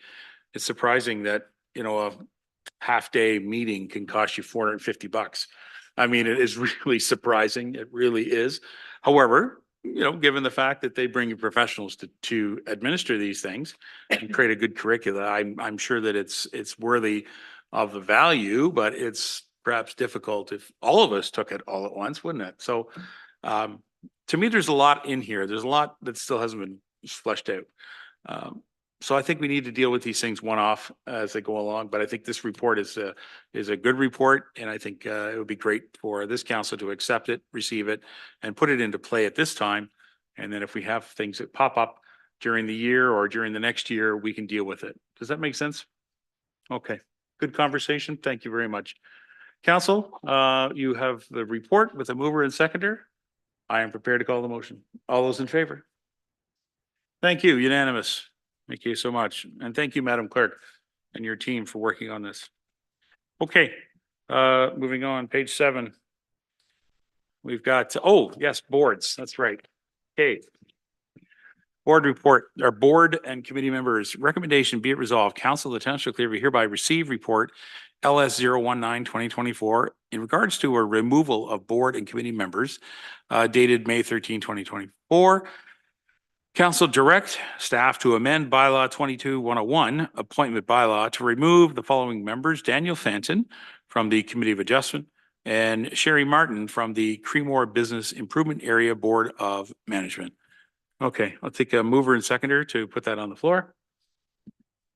Deneen, thank you. Walker, thank you. And Madam Clerk, do you want to speak to this? Thank you. The report was written by our committee coordinator, Oh, but I can yes. speak on her behalf. She's not here. She's not here tonight. So we did have a couple resignations. One was Daniel Fanton from the Committee of Adjustment and Sherry Mara from the Creemore BIA Board. We are actively seeking new memberships for the vacancy on the Committee of Adjustment, as well as a couple of our hall boards that have been left with a few members over the past 6 months. So we're looking to do recruitment maybe twice a year if we don't hit a threshold of under 3 people for some of our committees and boards, because as council remembers, we have a maximum of 7, that includes the council representative. So that closes on Friday, and then we will be presenting with council in closed session at the May 27th meeting any applications that we receive. Okay, thank you very much. Council, do you have any questions? Yes, go ahead, Paul. Thank you, Worship. In regards to previous applicants of boards and committees, do we keep their applications on file and do we call them to see if they wish to be resubmitted, or how do we deal with that? Thank you, Deputy Mayor. Through your worship to the rest of council, that's a great question. We reach out to those applicants, specifically if it's the Committee of Adjustment. We haven't had a vacancy until with the previous term. So we went back to any of those applicants that submitted their application in 2022. I believe all of them have indicated that they wish to still be considered by council. So, but we do check that before we submit those applications back to council. Quick question and supplemental to that. If we have good applicants on those previous applications, do we need to publish that there is an opening, or could we select ourselves as council? Through your worship to the Deputy Mayor, our appointment policy is silent on that. It does say we give preference to previous applicants. However, it's always good to go back out and recruit just in case there's new residents in the community who want to serve on these committees and boards. I'm being silent on purpose because I passed a resolution in our previous term about this very point. So Madam Clerk, we'll have to go and discuss a resolution that was passed at the previous council about the appointment bylaw and how we recruit midterm. So we'll make sure we can get that clarified. Members of council, anything else you'd like to add? Any questions? All right, we've got a mover and seconder, and I'm prepared to call the motion. All those in favor? And that carries unanimous. Thank you. Council, through our reports, we now have got some bylaws. Okay, we've got 2 bylaws. Let's see here. Bylaw 2434. Isn't there a song, 2434? It's in a folk song somewhere, it comes to mind. Be it resolved that bylaw 2434, being a bylaw to establish and name lands as part of a public highway, be presented and read a first, second, and third time, finally passed on this 13th day of May, 2024. Can I have a mover and seconder? Mr. Walker and Ms. Deneen, thank you so much. Council, you've heard the bylaw. I'm prepared to call the motion. All those in favor? And that carries unanimous. The bylaw carries. And the amending of the appointment bylaw, Schedule A, recommendation be it resolved bylaw 2435, being a bylaw to amend Schedule A of bylaw 22-101, appointing members to the Township of Clearview committees and boards, be presented over the first, second, third time, finally passed on the 13th day of May, 2024. Mover and seconder on that bylaw, Mr. Beelan, thank you. And Mr. MacArthur, thank you. Any questions? You've heard the bylaw. I'll call the motion. All in favor? And the bylaw carries. Thank you very much. All right, council, we're going to move to item 13. We have a notice of motion that came to our last meeting, and this is the meeting we'll now debate it. It is a little bit of reading here. What I will do is, Councillor Beelan, thank you for bringing forward this motion. I'll consider you the mover. I'll read the entire recommendation, and then I'll look for a seconder. All right. whereas the Township of Clearview has used large stop signs, 4 foot, with flashing lights at other high traffic and high accident rate intersections. And whereas many residents would like to have larger stop signs with warning lights to indicate to drivers their responsibility to stop. And whereas the sun sets in the west and rises in the east, and would be in the driver's vision when driving eastbound in the mornings and westbound in the evenings on both concession 7 Sunnydale and concession 9 Sunnydale while approaching the 3-4 side road. Now therefore be it resolved that Council of the Township of Clearview hereby approve replacing the current stop signs at concession 9 Sunnydale at the intersection with the 3-4 side road Sunnydale with larger 4-foot illuminated or flashing stop signs and replacing the current stop sign at concession 7 Sunnydale at the intersection of 3-4 side road Sunnydale with larger 4-foot illuminated or flashing stop signs, and that the cost to purchase and erect the signs be funded through the Public Works capital budget for traffic control equipment. Moved by Councillor Beelan. Is there a seconder? Mr. Walker, thank you very much. Mr. Walker. Mr. Beelan, the floor is yours. Thank you, Your Worship. I think it's pretty obvious what this motion intends. And I've checked with Dan, and apparently there is money in the capital works budget for this. Thank you. Would you like to outline honestly your reasons for presenting this motion? Yeah, there have been some pretty bad accidents there, and it is a low-lying area, so the fog collects there. And like I said, the sun gets in people's eyes when they drive on these roads, and I think it affects whether they can see the stop sign in time or not. Okay. All right. Or thank as you. easily, I should say. All right. Any members of council have any questions to Mr. Beelan? Yes, Mr. MacArthur. Not so much a question, but just an additional comment. I travel 9 quite a bit. And I myself sometimes am driving across there and kind of second guess myself to say, have I come to that stop sign yet? Because out in that vast, beautiful wilderness called Sunnydale, former Sunnydale Township, those signs don't stand out very, very well. So I'm in support of this motion. All right. Thank you very much. Mr. Deputy Mayor. Thank you. I'll push this more towards Dan. I mean, I love the idea of the signs. I question, do we need them illuminated, or is it something once they get to a certain size, they should be illuminated? Because this is the cost to operate. Is it something significant, or how does that work? Dan, your comments? Thank you, Worship, through you to Deputy Mayor. I don't think there's a general rule as far as the flashing beacon. I did speak with one of the representatives at the trade show just recently about illuminated stop signs. Those aren't approved by the ministry as of yet. It's a bit of a gray area there where they don't quite meet the regulation. And when I speak of illuminated stop signs, meaning the sort of LED embedded into the stop sign, those aren't really approved for use by the MTO at this point. However, we do have another intersection in the municipality that has the flashing beacon on the top, and it's solar powered. So there's just the initial cost of the purchase, and they run themselves until they're in need of maintenance. So we do have those in the municipality elsewhere at Hogback Road in the second concession. We did that a few years ago. So is that what we're considering then? Would be considering a flashing beacon? I believe so, yeah. Because I sure wouldn't want to put something that's not approved up yet. We already have enough lawsuits with stop signs, but I think that's why we worded it one or the flashing lights or the beacon.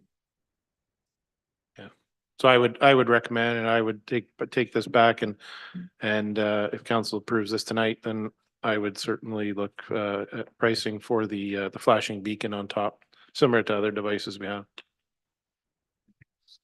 All right. Any other members of council with questions to Mr. Beelan? Yes, Mr. MacArthur. Yeah, when the deputy mentions legalities and whatnot, I think I remember one time when people put up bigger stop signs, they had to put the regular size stop sign underneath because that's the only one that was approved. Do you know if there's any regulations to that effect still in effect? Dan? Through your worship, as far as I know, I can look at it a bit further, but stop sign is a stop sign is a stop sign. It's just the bigger sizes are more intended for greater volumes of traffic. than anything. But I can certainly look into it just before we do that, but I'm not aware of having to put another smaller stop sign underneath, no. Yeah, because I know when I'd heard that comment, I'd actually seen it somewhere in my travels, so I think there is, wouldn't hurt to check it. I think there is a requirement for that large stop sign is to put, I call it the candy cane, but a little chevron type underneath it. We've seen that installed at Hogback in the second concession and at Centerline Road and County Road 9, the same as well. All right. Anybody else? Any other members? Oh, all right. I have, I'm going to support this motion, Mr. Beelan. I think that it's appropriate for us to do that. I think that it's a unique location, as it was pointed out by Mr. MacArthur. It's a beautiful section of Sunnydale Township, and yet it does bear the scars of many accidents and deaths of citizens in our community. And so I think that what we can do here is by adding some flashing lights, see how they operate, and work with our friends at the OPP to try to reduce speeds on that road too as well. Thank you very much, Mr. Beelan, for bringing it forward. Members of council, if there's nothing further, you have a motion in front of you with a mover and seconder. I'm prepared to call the motion. All those in favor? That's unanimous. Congratulations, Mr. Beelan. Thank you. At this point, we're at item number 14, the bylaw to confirm our proceedings of the council meeting. Recommendation be it resolved, bylaw 2436 being a bylaw to confirm the proceedings of the May 13, 2024 council meeting be presented or read a first, second, and third time and finally passed on the 13th day of May, 2024. Moved by Mr. Broderick, seconded by Ms. Deneen. Thank you.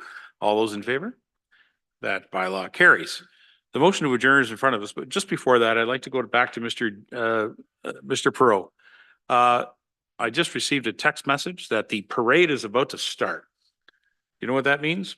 There's a whole group of aircraft that are about to be traveling the roadways of Clearview Township.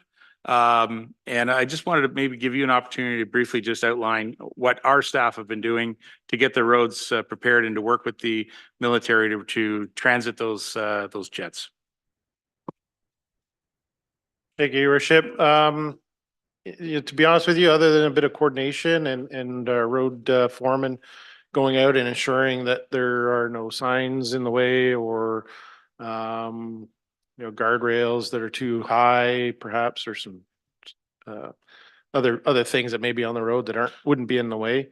A very short section of municipal township roadway from the local airport road down Fairgrounds Road to County Road 91, and the rest is county responsibility, County of Simcoe responsibility, and they cross into Dufferin County as well. So it'll be a spectacle to witness. And if they've started already, they might get to Base Borden by 6 a.m.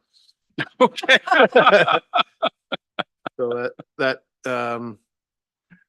don't utilize County Road 91 for the next several hours, or County Road 42 for the next several hours. Exactly. Well, I can tell you, I don't have time to send it over to our deputy to put it on, but I received a tweet with a photograph showing the first jet actually just entering onto the road.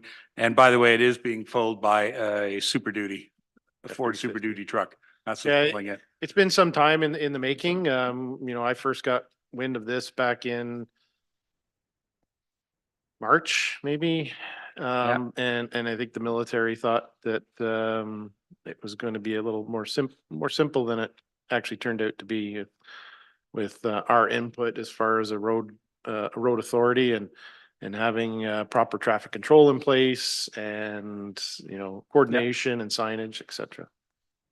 So well, thank you for all your work. It's underway. Thank you for all your work and the work of our staff to make sure that the roads are in suitable conditions to do this maneuver.